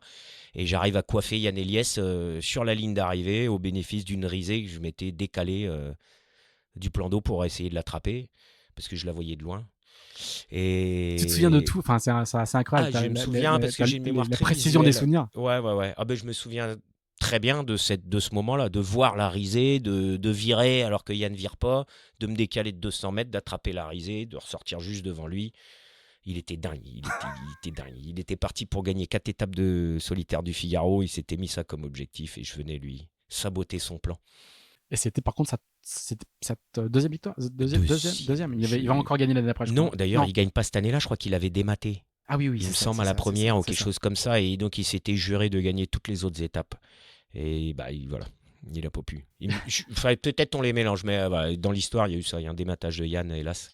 Alors, juste pour voir que tu vas encore faire la solitaire en 2015, tu vas Ouais, faire une AG2R deuxième en 2016 avec Nico Lundven, tu vas à nouveau ouais, faire cinquième de la solitaire sur Action contre la fin en 2017. ouais. Là, ces années-là, t'as pas de sponsor installé. Comment tu fais pour trouver à chaque fois les plans pour faire la solitaire Eh ben, j'en trouve pas. J'en trouve pas. T'attends qu'elles viennent, à toi. Ah bah, j'ai essayé, hein, j'ai cherché, hein, j'ai rien trouvé. Oui, c'est ça, je trouve pas. Ça veut pas dire que je cherche pas. Ouais. Je cherchais, mais de manière inefficace totalement. Ce que je trouvais, c'était des copains marins qui me prêtaient leur bateau, qui me filaient leur voile réformé, ou qui me les prêtaient. Et puis j'allais faire la régate. Et je me souviens, veille de solitaire 2017, je crois, où mon frère me dit, mais qu'est-ce que tu vas foutre? Et il m'engueule. Et en fait, j'avais dit, bah, j'ai pas trouvé de sous, je vais pas aller faire la solitaire, je vais être en galère. Et mon frère m'appelle, il m'engueule, il dit, mais qu'est-ce que tu vas faire? Tu vas boire des coups tout l'été. Bah, tu as un bateau, on t'a prêté des voiles, bah vas-y. Tu vas faire la solitaire, qu'est-ce qui va te faire chier dans une semaine? Bon, bah, me voilà sur la solitaire, C'est quand j'ai grâce payé, à les quoi. conseils de mon frère, grâce aux conseils de mon frère, pardon, et voilà, c'était vraiment, mais par hasard, hein, sans sou, hein, avec un copain qui vient m'aider à préparer le bateau, des potes, un pote qui me loge, des organisateurs qui me prêtent leur chambre d'hôtel pour que je puisse dormir, voilà. Mais ce qui est extraordinaire, c'est que dans ces conditions-là, tu arrives, en 2017, tu fais 5e de la solitaire, quoi. Bah ouais, c'est l'avantage d'avoir des monotypes, t'as pas de sous, mais quelque part, la voile qu'on me prête d'occasion, c'est la voile qu'ils utilisaient il y a 2 mois, elle est très bien, quoi. Pas le fatiguer, mais c'est pas non plus la cata. C'est un sport de stratégie, hein, donc les bateaux, ils étaient nickel. Moi, bon, ouais, 2017, alors il y a eu plusieurs années, hein. Il y a Antoine Coche qui m'a loué son bateau, qui était nickel, pas cher du tout. Après, il y a eu Mich qui m'a prêté son bateau, qui était entièrement refait, je pouvais même pas le payer une location. Il me disait, bah, quand tu trouveras des sous, tu me paieras la location. Je l'appelle un jour, j'avais trouvé 5 000 € ou 7 000 € avec un sponsor principal, 7 000 €. Et je le rappelle pour lui dire, ah, c'est bon, j'ai trouvé des sous, je vais te payer un peu une partie de location. Et je lui dis le montant, il me dit, mais tu rigoles ou quoi? Tu gardes tout, tu laisses tomber. Et en même temps, il me livrait les safrans. Il venait de tester sa nouvelle machine d'usinage 3D, safran comme neuf, safran nickel. Je dis là, mais tu viens un bol monstre, quoi. Et effectivement, bah, pour ces gens-là, je dis, bah oui, j'ai pas de sous pour faire la solitaire. Mais attends, j'ai des voiles, un bateau. J'appelle les organisateurs. Et puis, je suis désolé, je peux pas vous payer, il faut m'accepter, quoi. Et ça Faut marche. que je vienne. Et ça marchait, j'arrivais à faire comme ça. Alors, je pense que ça marche pas sur la durée. À un moment, Oui. tu t'épuises, Et puis parce que t'as un tu te passé aussi. démotives. Oui, voilà, ouais. Si t'es un sale con et que t'as fait des coups foirés à tout le monde, ça marche pas. Ça, c'est sûr que Ça tout le marche monde pas. m'aurait dit non, hein. Tout le monde m'a aidé parce que tout le monde était content de m'aider. Si j'avais été vraiment pas sympa avec plein de gens avant, personne m'aurait aidé, c'est certain. Oui, c'est vrai, ouais. Et par contre, ça t'use pas trop Si, d'être toujours un peu si, à cette époque-là. un petit peu, mais pas. Ça a pas duré 10 ans non plus, hein. Ça a été l'occasion de bonnes blagues, tu vois. On cherchait des surnoms pour les noms d'inscription, tu vois. Comme j'étais incapable de vendre quoi que ce soit, ben, on disait, bah, si je gagne la course et qu'il y a le nom de course qui est marrant, peut-être ça va faire causer. Donc on cherchait des noms tous plus cons les uns que les autres. Donc du talent mais pas d'argent, je me souviens. Ah oui, c'est ça, je Solo me souviens. Glycoten, Je me souviens de ça. du Ouais. talent mais pas d'argent, ça s'est sorti d'un soir d'apéro la veille du départ. Parce qu'en fait, la veille du départ, à l'inscription, je savais pas quoi mettre comme nom. J'avais dit à Pierre Gauthier, ah ben attends, on va réfléchir à un nom. Donc on avait fait un brainstorming à l'apéro et c'est ça qui était sorti. Du talent mais pas d'argent, c'est bien ça. Donc dit voilà, bon, c'était l'occasion de rigoler entre potes, d'avoir un soutien familial, amical, familial. Finalement, je me suis rendu compte que ces moments, j'avais fait un crowdfunding, tu te rends compte que tous les gens qui t'aident, c'est des potes qui n'ont pas un copec, qui bossent à l'usine, puis ils se lèvent à 5 h du mat pour aller bosser à l'usine. Bon, bah,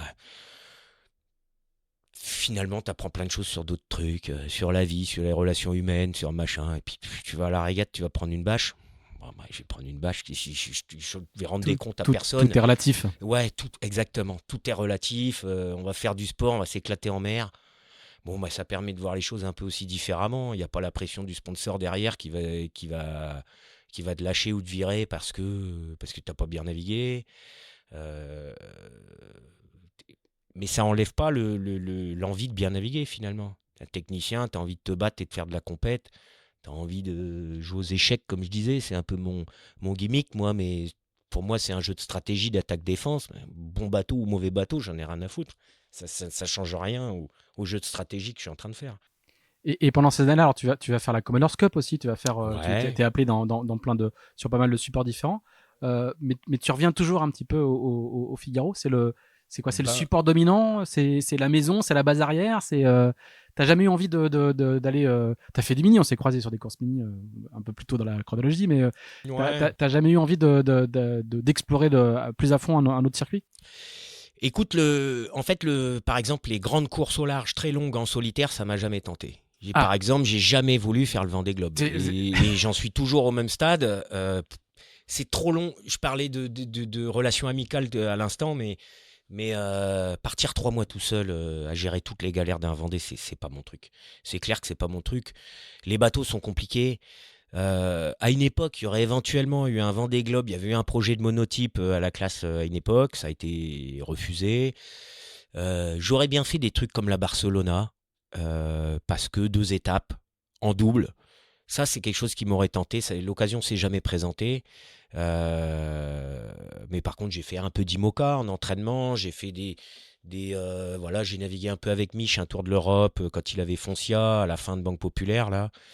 Bon voilà, j'ai butiné un peu les autres supports, mais effectivement, la base arrière, c'était toujours les Figaro parce que c'est là où on me connaissait, c'est là où j'étais à l'aise sur le support, donc j'avais pas besoin de beaucoup de temps pour devenir performant. Donc inévitablement, c'est pour ça qu'on m'appelait, parce qu'on savait qu'en une régate, je m'entraînais une semaine et globalement, je maîtrisais le support, quoi. Donc c'est ça qui aidait à revenir tout le temps sur le même truc, et c'est peut-être ça qui enfermait un peu dans un milieu, quoi, Bon, écoute, c'était pas déplaisant hein, du tout. Hein. Non, on peut toujours parler au singulier, hein, Ouais. pardon, au présent, c'est toujours, Ouais. ça Non, n'a pas tout là, ça n'a toujours pas l'air exactement. déplaisant. Et quelque chose comme la Volvo Ocean Race ou The Ocean Race, ça t'aurait plu? Si, ça m'aurait plu, ouais. Ouais, Ça ouais, peut te ce plaire genre de d'ailleurs. truc, ça Ça me t'est plaît pas, encore, ça me ouais. tente encore. Hein. Ouais, ouais, ouais, ouais. Ah bah carrément, ouais, ouais. Des trucs comme ça, relativement plus courts qu'un Vendée Globe en tout cas. Et puis partager, quoi. Oui, c'est Partager ça. avec d'autres gens que On j'aime sent que bien. t'es un marin social, quoi. Je suis un marin Au sens qu'il y a besoin social. de sociabilité, Et quoi. je suis un marin social, et puis il y a aussi les notions de compétences qu'on peut apporter les uns aux autres en termes de machin. Et ça, je crois que je fais plutôt bien dans une équipe ou dans un duo. C'est voilà, apporter une notion humaine ou technique dans un duo, une manière d'échanger. Et je sens que ça marche bien. Un, j'aime ça. Et deux, je crois que ça fait plutôt bien marcher. Là, on parlait des saisons avec Amaris, avec Achille. Il y a eu les victoires autour de Bretagne aussi. À chaque fois, je me rends compte que c'est souvent en double ou en équipage réduit. Et ça marche bien comme ça. Parce que je crois que j'arrive, quand je suis à bord, à bien mettre tout le monde dans le même tempo. Et voilà, donc c'est peut-être juste un trait de caractère. Je l'ai jamais vraiment travaillé. On est tous différents, on a tous nos qualités et nos défauts. Et je crois que ça, je le fais plutôt bien, ouais. On a trouvé le marin français qui ne veut pas faire le Vendée Globe. C'est un club très très fermé. Vous n'êtes pas très nombreux. Bah ouais, j'ai l'impression que c'est une obligation de carrière chez beaucoup. Je comprends pas. Je trouve ça beau. Franchement, des gens qui ont envie d'aller se battre pendant 3 mois tout seul autour de l'Atlantique, autour du monde. Et je trouve ça magnifique. Je suis pas sûr que tout le monde sache que ça représente ou arrive au moins à le mesurer. Euh, Ce qui me déçoit, c'est que je pense qu'il y a plein d'autres choses à faire que de faire des aventures tout seul.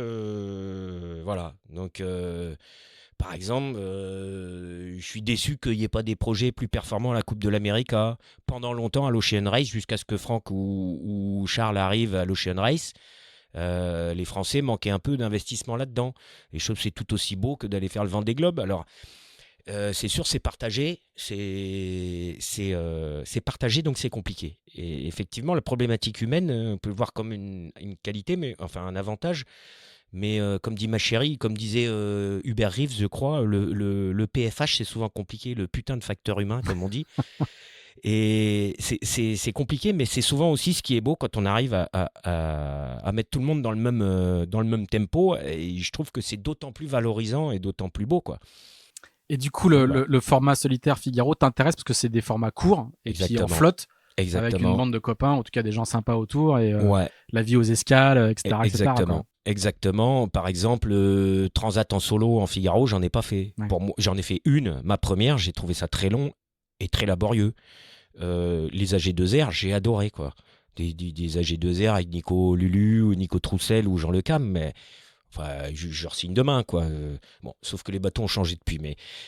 et ils sont un peu plus durs. Mais c'est vrai que ça, le côté découverte avec quelqu'un, déjà, c'est moins dur, hein. C'est clairement moins dur à deux que tout seul, hein. Le bateau en solo, c'est dur, c'est physiquement difficile, quoi. C'est exigeant, c'est usant. Et donc, plus les années passent, moi, j'ai envie de faire ça en solo, et je suis d'autant plus content d'avoir quelqu'un pour m'aider ou pour s'aider. Alors, on dit tout ça, mais du coup, à l'issue de ces quelques années, on arrive en 2017, là, il y a à nouveau une très belle solitaire, 5e sur Action contre la faim. Ouais. Et là, par contre, tu vas trouver tu vas trouver. Enfin, tu vas gagner une 3e fois le Tour de Bretagne avec Nicolas Ouais, Lundgren. ouais, Donc là, c'est le jardin, comme on disait tout à l'heure. voilà. Et puis en 2018, tu vas trouver Bryce Colla. Donc ça, c'est entre guillemets, c'est ta grande histoire avec un sponsor. Au final, c'est ton plus long contrat, je crois. Ouais, oui, à vue de là, nez, hein. oui, À vue de nez. 4 ans, ouais, c'est Ouais. mon plus long contrat, ouais. Alors, tu en as parlé un Ouais. tout petit peu au début. Est-ce que tu peux juste nous redonner quelques éléments de contexte et comment Ben, ce truc-là Eh ben, 2017 ou 2000, alors première année, 2017. c'est 2018, Mhm. fin du Figaro 2. Et en fait, en 2017, donc j'avais fait la solitaire quasiment sans aucun sou. Et je fais 5e, je crois. Et donc, Bryce Colla avait signé un partenariat pour la Route du Rhum, comme partenaire boisson de la Route du Rhum, et donc se lancer dans la voile, refaisait tous ses visuels de promotion de la boîte et tout ça. Et donc, ils ont découvert qu'en fait, financer un projet voile, un projet Figaro, ça leur coûtait le prix de la pub qu'ils faisaient dans les abribus. Et donc, ils trouvaient ça beaucoup plus sympa d'avoir un échange, un projet, utiliser un projet, plutôt que de faire un chèque et afficher des trucs dans des abribus sans jamais connaître les retombées que ça fait. Ça lui plaisait pas trop au patron de Bryce Colla de l'époque, qui a changé de direction depuis. Et donc, voilà, en discutant avec Rivacom à l'époque, Rivacom leur a proposé un projet Figaro, auquel ils ont adhéré tout de suite. Il a trouvé ça sympa parce que les deux actionnaires principaux de Bryce Colla à l'époque étaient passionnés de voile, avaient de la famille qui faisait de la voile et tout ça. Il aimait beaucoup ça. Et Stéphane, qui était lui plus, qui gérait plus les affaires et le commerce, ça le tentait bien aussi, l'aventure.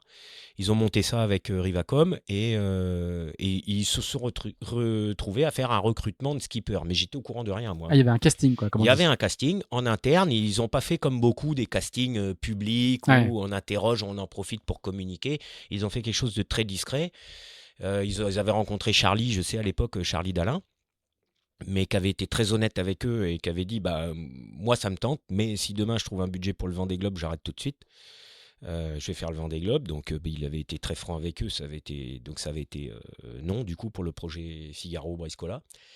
Et puis moi je sors de la solitaire, je fais 5e, j'étais disponible.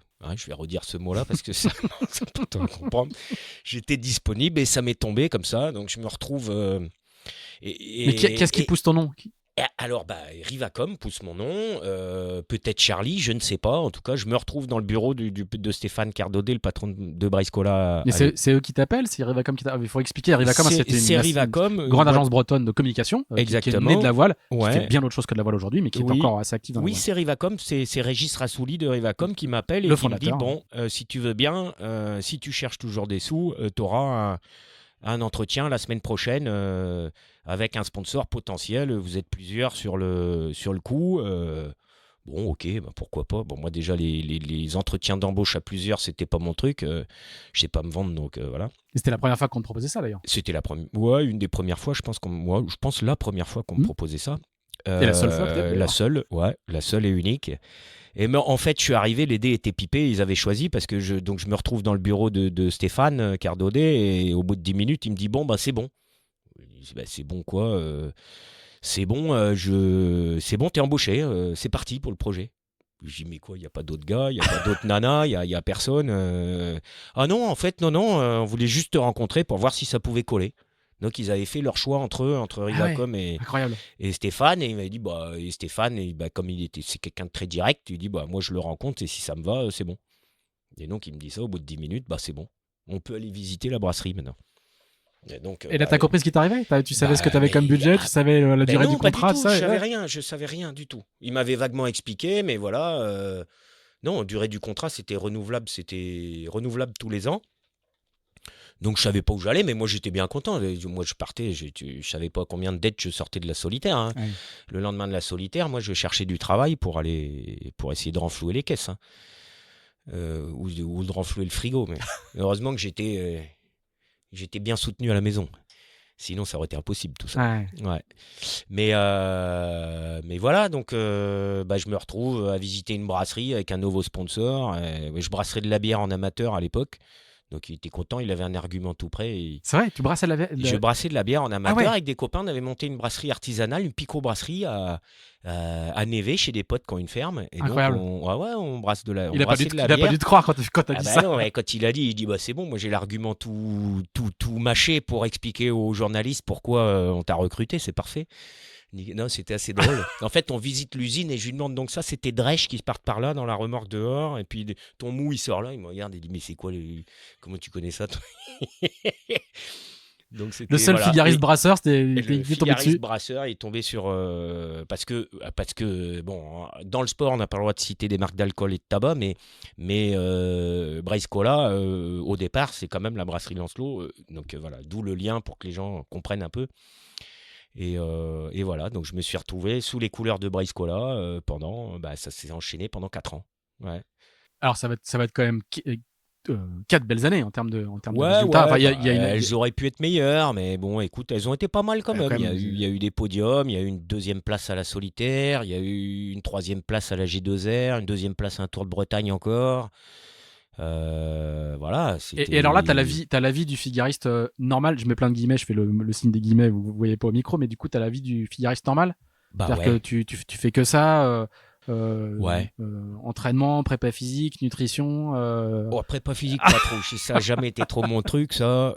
Nutrition, je mange bien naturellement. J'ai pas besoin de nutritionner. Je suis très légume, donc ça passe nickel. Non, mais tu vois ma question. Mais C'est-à-dire non, que oui. tu peux te projeter au moins sur une saison complète en sachant que tu vas pas devoir galérer pour Oui, acheter des oui. voiles et tout. Ah Donc, bah c'est clair. Ah bah c'est clair. Tu fais toute la saison. Ouais. Je faisais toute la saison, toutes les régates. Ouais. Il y avait les communiqués de presse à faire. Il y avait les machins, les relations sponsors, les expositions, enfin les visites d'usine, les relations avec les employés, etc., etc. Hey. Les... Ça, c'était Ah nouveau bah, tout pour ça. moi, c'était presque nouveau. Hein. Et alors C'est T'as bien aimé paraît dingue. C'était il y a.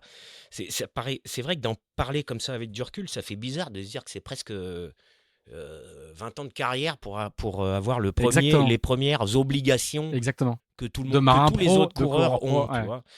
Et c'est vrai que je crois que j'ai toujours un peu fui ça, en fait. C'est pas mon truc, c'est pas. Et c'était dur de le faire ou non? Non, franchement, c'était très bien parce qu'il y avait des super relations avec les deux patrons, même avec les employés de l'usine et tout. Ils avaient trouvé un truc génial, quoi, en interne. Donc, j'ai jamais senti, si, la pression du résultat de Stéphane, parce que c'est un vainqueur, c'est un gagnant, Compétiteur, Stéphane. ouais. C'est un compétiteur et il aime bien ça.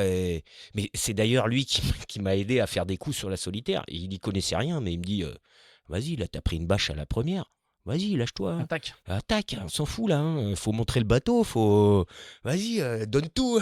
Ah ouais. Oui, la place en 2019, c'est lui. J'ai attaqué dans tous les sens. Et ça a marché. C'est grâce à lui qui connaissait rien à la voile. Mais il me dit ne prends aucun risque. Prends des risques, on s'en fout. Monte le bateau. Ah ouais. Donc, ouais. Mais il avait une manière très, très directe de parler. Voilà. Et c'est ce qui permettait d'avoir un projet qui fonctionnait bien, qui était facile, qui était direct. C'est pas du tout comme un projet. Enfin, moi, j'avais un problème dans le projet. Je prenais mon téléphone. 1 heure après, c'était réglé. C'était direct. Il n'y avait aucun. Il me dit bon, laisse-moi réfléchir une demi-heure et je te rappelle. Et c'était extrêmement simple, franchement. Et il prenait les décisions à deux avec Eric et son associé. Et voilà, c'était chouette, quoi. J'avais mon Sans frère. donner de nom, c'est pas une grande banque ou une grande compagnie d'assurance. Exactement. Ouais. C'est vraiment très différent. On a la même vision. C'est un bretonnant militant. Il y avait mon frère comme préparateur, il s'entendait comme cul et chemise, voilà. Donc il y avait vraiment, c'était un projet très sympa, quoi. Donc voilà, ça a été. Alors c'est pendant ces années que tu fais ton meilleur résultat à la solitaire du Figaro, parce que t'es dans les 3 qui font le fameux passage d'Origny, qui a été le fameux. voilà, hein, qui est quand même un très grand moment dans l'histoire de la solitaire.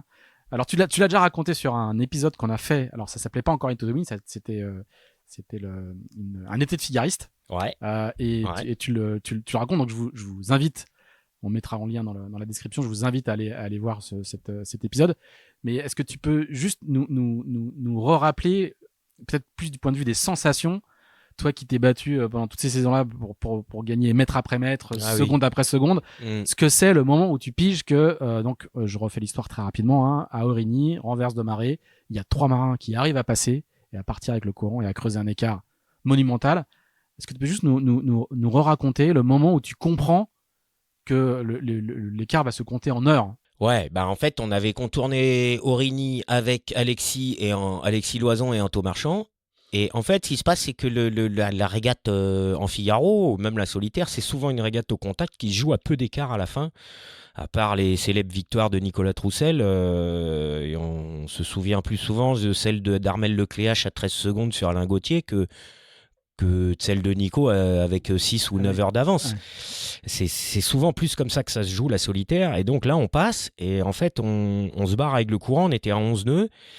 Et donc on savait que là, il se passait quelque chose, mais l'ampleur, on ne la connaissait pas. Et en fait, on se rend compte, ce qui se passe, c'est que comme on est souvent au contact, on se capte souvent à l'AIS. Donc, pour les gens qui ne connaissent pas, l'AIS, c'est un système de positionnement où on voit, en gros, par la radio du bord, on voit les bateaux, la position des autres bateaux sur l'écran, sur le logiciel de navigation du bateau. Et on voit le cap et la vitesse. Voilà. Et donc, ça a la portée d'une onde radio, donc on va dire 5000 au mieux, quoi. Des fois un peu plus, mais par coup de chance, quoi. Et là, grâce au relais AIS qui s'y a sur les îles ou par les cargos, je ne sais pas bien comment ça fonctionne, eh ben, en fait, on se barre avec le courant à 11 nœuds. Et en fait, on commence à discuter avec Anto et Alexis. Et à un moment, on voit tous sur nos écrans les mecs collés à 0 nœud à Aurigny derrière. Mais on était à 11 nœuds, ça faisait 2 heures. On était déjà à 20 ou 25 000 d'avance.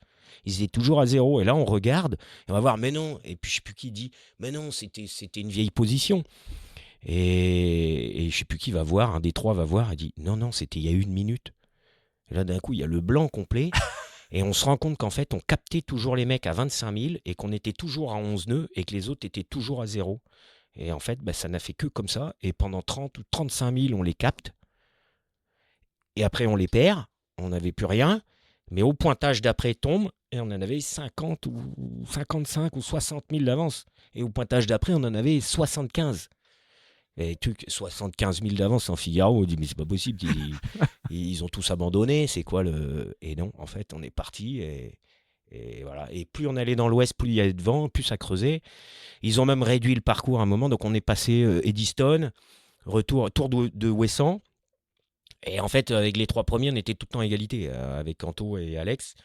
Mais on passe à Ouessant, à la Jument, à 100 mètres d'écart. Il y a une photo célèbre de la Jument qui est magnifique. Vous êtes au près un peu ouvert là. Ouais, franchement splendide. Et vous arrivez à rester concentré parce que tu sais tu sais en fait que même la solitaire va se jouer entre vous au final, pas que l'étape mais la solitaire. Ouais. On arrive, on reste concentré, mais je t'avouerais qu'on était un peu comme à l'entraînement, hein. 3 potes qui se barrent ensemble mais qui se retrouvent tout seuls sur l'eau avec un bateau de la direction de course en mer qui fait la sécurité, les vacations, la musique, un seul parce que les autres, il y avait 3 bateaux à l'époque qui se répartissaient sur la flotte, mais là ils étaient emmerdés, il y en avait 3 qui étaient partis, donc il fallait un bateau pour les premiers et puis 2 bateaux pour quasiment tout le reste toute la flotte, quoi. Donc, on était à fond, comme à l'entraînement, mais entre potes. Pour le coup, il y avait moins d'enjeux, mais on savait qu'on pouvait faire tous les 3 podium de la solitaire. Alors, le contexte, c'est qu'on avait tous les 3 pris 10 heures de retard à la première. Oui. Donc, voilà, on allait peut-être se refaire. Et c'est ce qui s'est passé, on s'est refait. Et en fait, ils ont réduit le parcours. Donc, Eddystone, Ouessant, remonté à l'arrivée à Roscoff. Mais en fait, si on allait, normalement, au départ, on faisait l'île de Saint, tour de l'île de Saint, remonté par la Platte, par le Ratsin. Et si on faisait ça, en fait, ils se reprenaient une marée dans les dents. Nous, on passait avec et ils se reprenaient une marée. Et donc là, c'était plus 75 000. Il y avait des risques de hors-temps. En fait, on était 3 classés, peut-être. Donc voilà, donc on est arrivé à Roscoff. Anto gagne l'étape. Moi, je fais 2 et Alexis 3 en une demi-heure, 1 heure. Voilà, c'est un souvenir impérissable, quoi. Donc, là, il y avait plein de caricatures, plein de trucs, les flingueurs, les évadés de la prison d'Aurigny, les flingueurs, les cow-boys, c'était super, 3 potes, une fête géniale. Ouais. Alors, c'est de loin mon plus beau souvenir de solitaire. J'imagine. C'est pour ça que je posais la question de savoir si on arrive quand même à rester concentré vu l'énormité du coup, quoi. Sur le coup, franchement, il y a eu un blanc, hein. Quand on a vu qu'on était à 30 000, à 11 nœuds et que les autres étaient à 0, là, il y a eu un blanc, hein. Là, on s'est mis à cogiter, à essayer de comprendre ce qui se passait. Ouais. Alors du coup, le partenariat avec Brescola va s'arrêter 2 saisons plus tard. Enfin, il y a une saison un peu hybride, forcément avec le Covid en 2020, et ça s'arrête en 2021. 2021.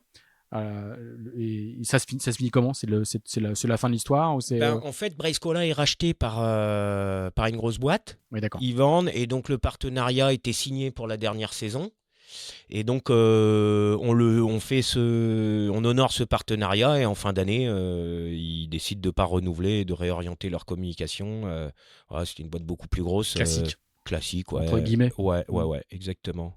Ouais. Et alors là, tu vas bosser avec Jean Le Cam, parce que du coup, Oui. c'est juste pour montrer comment tu rebondis, comment le chemin de vie est toujours un peu virevoltant. Et tu fais quoi? Tu fais boat captain ou tu fais Ouais, parce que lui, à l'époque, il a pas mal de bateaux en fait dans son écurie entre guillemets. En fait, c'est ça le truc, c'est que Jean, il s'est retrouvé à gérer le bateau des autres au lieu de bricoler son bateau pour le Vendée Globe, et donc il s'est retrouvé à héberger les projets de Benjamin Ferret et de Éric Bellion. Il n'y avait pas Violette d'Orange encore. Non, il n'y avait pas Violette encore. C'est le bateau donc de Jean, l'ancien bateau de Jean, Hubert, avec lequel avait fait le Vendée Globe. C'est Éric Bellion qui le louait. Donc on s'est retrouvés et donc ils ont recruté 2 boat captains pour gérer les bateaux et accompagner les coureurs. Donc Pierre Brasseur et moi. On s'est retrouvés embauchés en même temps dans les mêmes conditions. On a débuté l'année de la Route du Rhum là, de 2022. 2022, début 2022. Et donc Pierre plus précisément avec Benjamin Ferret et moi plus précisément avec Eric. Donc on faisait un peu boat captain, entraîneur, parce qu'on avait plus d'expérience que les coureurs. Donc on était, et puis il y avait une super équipe. Moi Pierre, je l'avais entraîné en mini déjà à l'époque à Douarnenez, tu vois. Donc ça remonte. Donc c'est très bonne relation. Pogo 1. Ouais, lui il avait eu un Pogo, un Pogo 2, non? Pogo 1, Pogo 2. Pogo 2. Et après un proto, je sais plus. Oui, un proto après. Mais voilà, on se connaissait depuis longtemps et puis on était chacun sur notre bateau, on échangeait beaucoup. Quand il était en vacances, moi j'allais, voilà. Et puis on a fait la saison complète et puis fin de saison, on s'est tous réorientés vers autre chose. On a accompagné après la Route du Rhum. Moi j'ai ramené le bateau d'Éric Bellion et puis pareil, Pierre a changé de voie, il est parti chez North Sail. Exactement. Voilà. Et alors, du coup, comment alors, juste on t'a dit que le Vendée Globe ne t'attirait pas, mais par contre, les routes du Rhum ou une route du Rhum, par exemple, ça te tenterait pas? Non, pas spécialement. Pas en IMOCA. Pas en IMOCA. Ouais. Sur des bateaux plus petits, oui. En classe 40, potentiellement, oui. En Figaro, il n'y a pas. Mais non, mais en IMOCA, non. Je fais plutôt référence au fait que c'est en solitaire et que c'est relativement long. Ça commence à aller vite en classe 40. Johan, il a dû mettre 14-15 jours à la dernière Route du Rhum. Non, ça commence à aller vite. Mais c'est vrai que c'est beaucoup plus exigeant qu'en double. Et maintenant, le poids des années commence à passer. Je me rends compte que pour tirer sur les voiles, pour tirer comme un dingue sur les bateaux, pour avoir le niveau d'exigence et de résultats sportifs que j'ai envie d'atteindre, effectivement, c'est physiquement très exigeant. J'ai pas l'impression d'être une force de la nature comme Francis Joyon ou comme Thomas Coville. Et franchement, je sais pas comment ils font, mais moi, je sens que ça commence à être dur. J'ai eu des problèmes tendineux l'année dernière. On en viendra plus tard, peut-être sur la suite, mais donc, ouais, pourquoi pas une Route du Rhum, mais non, pas sur un IMOCA, non, ça c'est clair que non. Ok. Et alors, comment le projet Classe 40 arrive sur ton bureau? Eh bien, parce que j'étais disponible, évidemment, Pierre-Yves. Je crois que j'ai le titre. Voilà. Ça s'appellera, l'épisode va s'appeler disponible. Toujours disponible. J'étais disponible, donc j'avais fini chez Jean et avec Éric Bellion. Et Achille venait de faire 3e à la Solitaire du Figaro. Avec son sponsor qu'il avait trouvé, il venait de racheter le bateau de Johan Richaume qui venait faire cette fameuse Route du Rhum en 40 pieds, de gagner cette Route du Rhum avec le 40 pieds. Et donc, il se retrouvait sur un projet classe 40 où la majorité des courses se font en double, voire en équipage. Et finalement, dans cette classe, il régate très peu en solitaire, à part les années de Route du Rhum.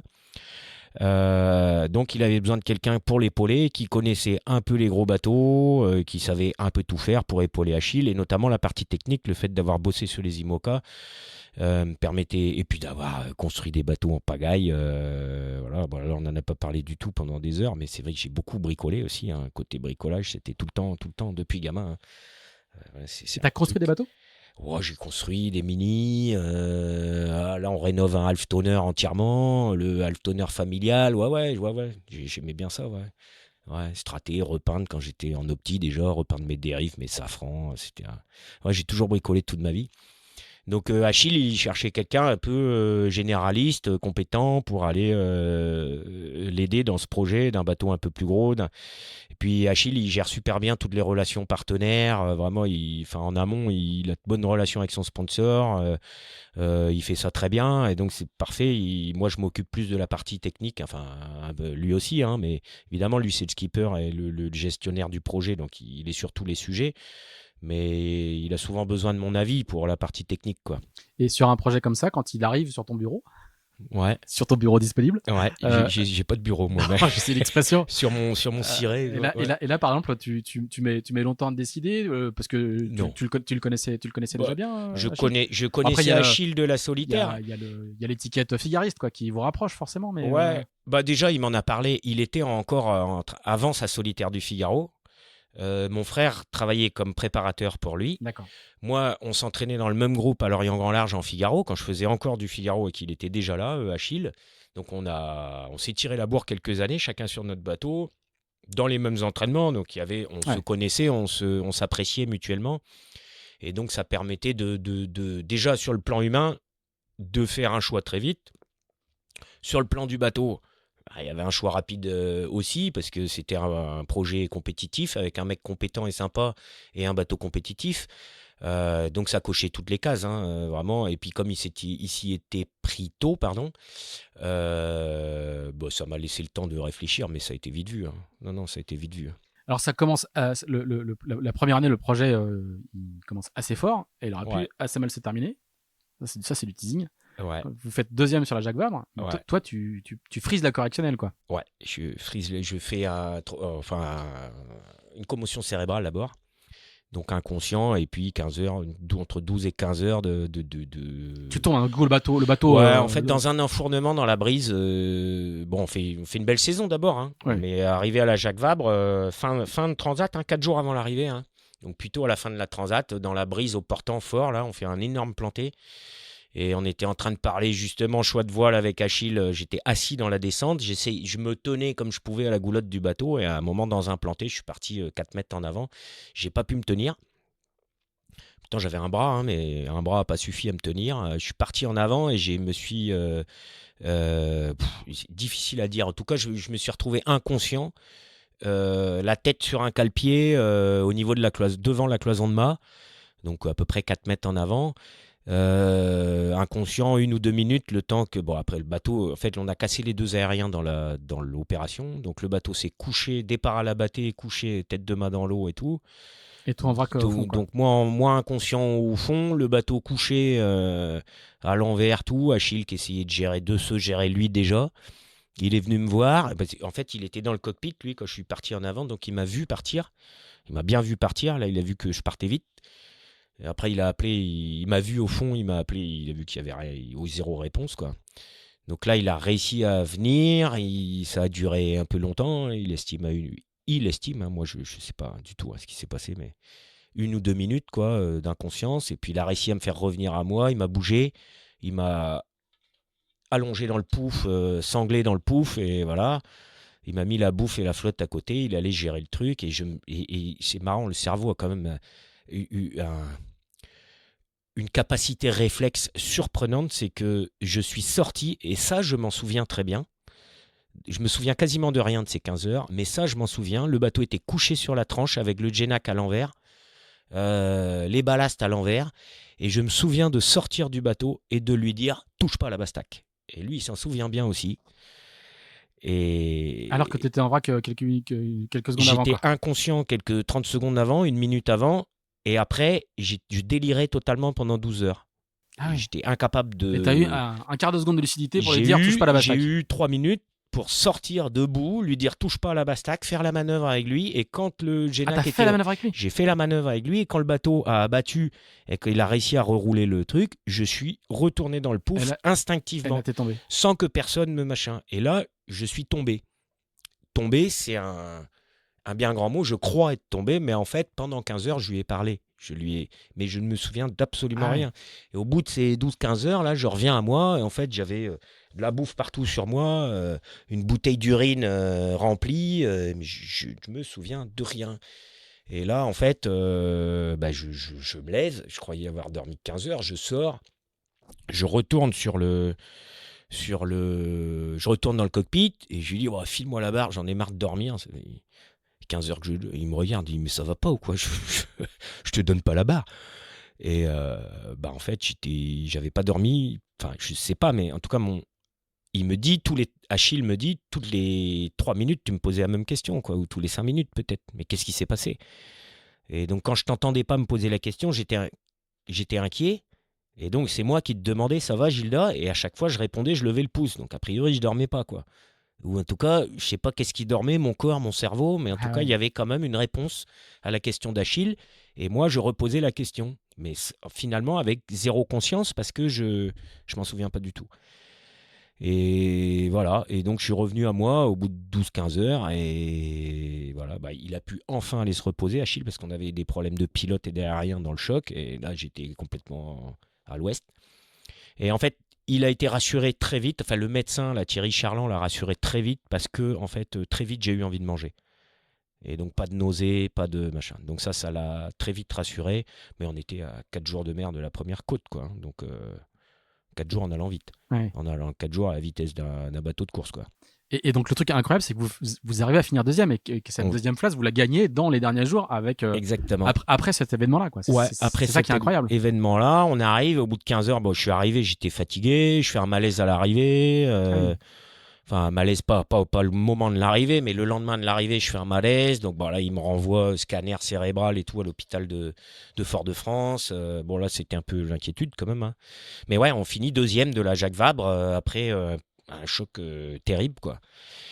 Et bon, voilà. Et après, ça a été tout un processus hivernal Bon, j'avais un tendon déchiré, parce que dans la chute, je me suis, j'avais déjà des douleurs au tendon, mais je me suis un peu arraché un tendon de l'épaule dans l'opération. Donc j'avais un suivi neurologique parce que j'avais un peu des pertes de mémoire encore, j'avais une fatigue énorme, des pertes de mémoire, parfois des vertiges. Encore pendant l'hiver, 2-3 mois après. 2 mois après. Donc là, j'avais un suivi neurologique à Carpap, parce qu'on a la chance, nous, voileux à Lorient, d'avoir un centre de rééducation exceptionnel à côté. Là. Ouais. Et voilà. Et d'ailleurs, qui nous ouvre un peu les yeux sur nos problématiques, parce que là, on arrive pour une fois, c'est plus la performance qui compte, c'est de se remettre d'aplomb pour pouvoir retourner régater. Et c'est là qu'on se rend compte en discutant avec eux que finalement dans notre carrière, là en changeant de bateau, en fait l'accidentologie augmente régulièrement avec les bateaux qui vont de plus en plus vite, quoi. Alors ça devient un classique de l'IMOCA entre guillemets. Ils sont équipés, ils sont casqués et tout. Oui. Mais là on voit bien que même en classe 40. Même en classe 40. Ouais, parce que les bateaux vont beaucoup plus vite et donc il faudrait mettre des filets à bord, il faudrait éventuellement se ceinturer. Nous, cette année, on a rajouté une ceinture 3 points dans le siège de bar, un siège de veille à l'intérieur, devant l'ordi. Ça, si on s'endort, au moins on est ceinturé dedans, on peut pas tomber. Je sais qu'il y en a qui ont rajouté des filets derrière la cloison de mât. À partir du moment où il y a de la brise au portant, tu as tout mis de matériel derrière, donc t'as plus de raison d'aller devant. Ils mettent un filet en travers, s'ils partent en avant, ils finissent dans le filet. C'est tout con, c'est des trucs à 2 kg, 3 kg, c'est rien, et au moins ça permet en classe 40, on l'entend beaucoup maintenant sur les IMOCA, mais maintenant en classe 40. Et vous oui. avec des casques? Maintenant, oui. Moi, cette année, dès que le vent forcissait au portant, je mettais un casque. Ouais. Passer 20 nœuds de vent au portant, je mettais un casque. Toute la saison, là, j'ai fait... Au portant, essentiellement, parce que c'est un bateau qui a une capacité à aller vite sans risque dès qu'il gîte. Mais au portant, les plantées sont terribles. Donc, maintenant, c'est casque. Une bonne leçon. Exactement. Et cette année, on a parlé de la Québec Saint-Malo et de la Menmax, et tu as fait la Niji aussi. Là, l'histoire est belle. C'est que Achille, il a eu son premier enfant. Ouais, c'est ça. Du coup, Amaris, c'est toi qui as fait le congé paternité. Le projet Amaris, il est lancé pour une saison complète. Et donc, Achille, voilà, j'ai encore remplacé pour. Là, c'est plus congé maternité de Jeanne, c'est congé paternité d'Achille. Voilà, je fais comme ça, j'étais disponible. Il y a ce spécialiste dans les remplacements de congé maternité ou paternité. Exactement. Ouais. Je vais créer un truc. C'est peut-être pas mal. Ou je vais le laisser aux autres parce que je vais mal le gérer. Je serai le premier inscrit, mais non, du coup, on se retrouve à faire la Niji au mois d'avril, donc en équipage, ce coup-là, sur le classe 40 Amaris, sans Achille. Mais le même projet, moi en skipper, avec Tom Dolan et Pep Costa, exactement. Donc voilà, 3 bons copains de Lorient avec qui on a beaucoup tiré la bourre dans le groupe de Lorient Grand Large en Figaro. Voilà. Et puis Tom, je reviens pas sur son passé, mais c'est vrai, on en oublie des tonnes. Mais j'ai beaucoup entraîné les mini aussi à Douarnenez, à l'époque où Tom, François Jambou et compagnie débarquaient en mini et faisaient leur première mini, là, Pierre Chetteville et tout ça, là, toute cette équipe là. Charlie Fenbach.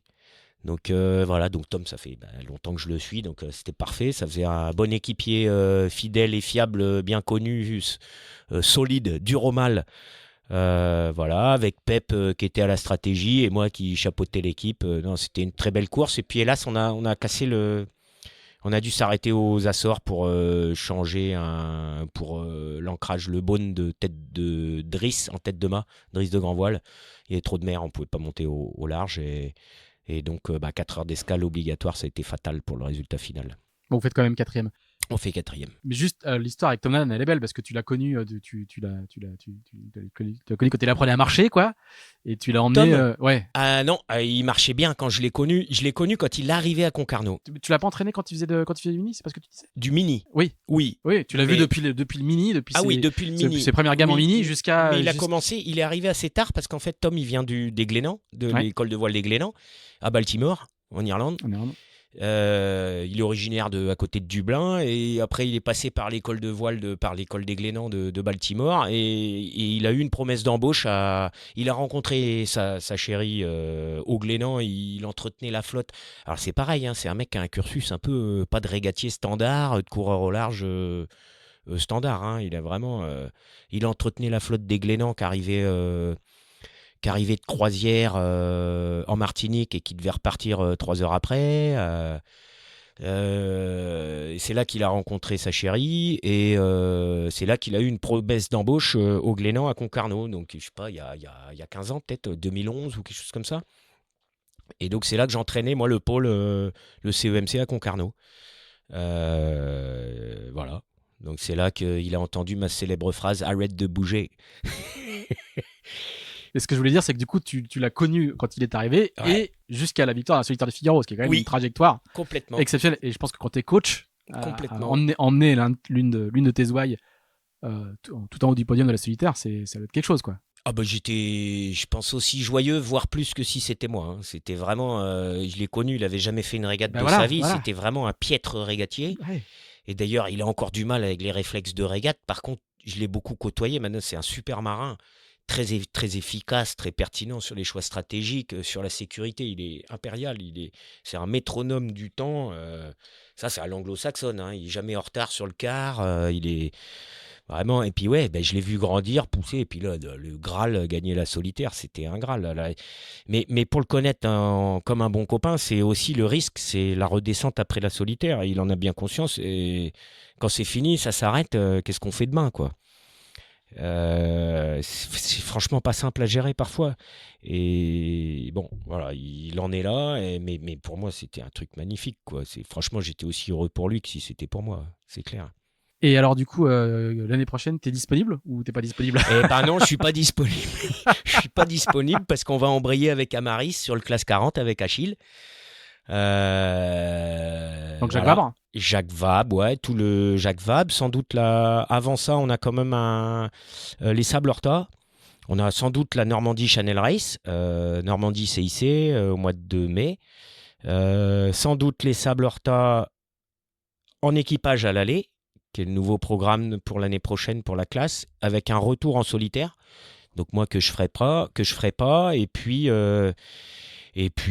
voilà, donc ça va être Normandie CIC et la Jacques Vabre pour finir la saison. On va remettre le couvert voilà, avec Achille, avec quelques chantiers d'hiver déjà pour commencer, pour essayer d'optimiser et puis de faire mieux à la Jacques Vabre que la dernière fois. On a fait 2e, voilà. On a bien progressé sur ce 40 pieds. Il nous manquait un peu d'expérience, je crois, l'année dernière, de ces supports-là. Et là, ça y est, on commence à prendre vraiment la mesure de l'engin. Au bout de 3 saisons. Et la 3e saison, là, c'est bien. On sent qu'on a un peu plus de maturité sur le bateau. Les choix un peu fins sont plus pertinents, sont mieux faits. On sent qu'on commence à être un peu plus abouti, là. Donc, on va mettre un petit gap, une petite évolution sur le bateau cet hiver, et puis on espère que ça va porter ses fruits l'année prochaine. Ouais. Bon, très bien. Donc, on va conclure sur cette indisponibilité pour une fois. Pour une fois, alors, tu vois. alors que le maître mot depuis le début, c'est quand même d'avoir été disponible. Gilda, merci beaucoup pour Merci avoir à toi. balayé Ouais. c'est quasiment. Alors, du coup, tout à l'heure, j'avais calculé. Si on part du premier titre de champion de France jusqu'à aujourd'hui, ça fait 36 ans de carrière. C'est quand on commence jeune. C'est peut-être pour ça les tendons. Bon, écoute, on te souhaite de rester indisponible. Et pas de Ouais. soucis, c'est vraiment ce qu'il faut. Merci à toi pour tout ce temps. Et puis nous, on se retrouve dans 15 jours pour un nouvel épisode. Salut! Merci beaucoup.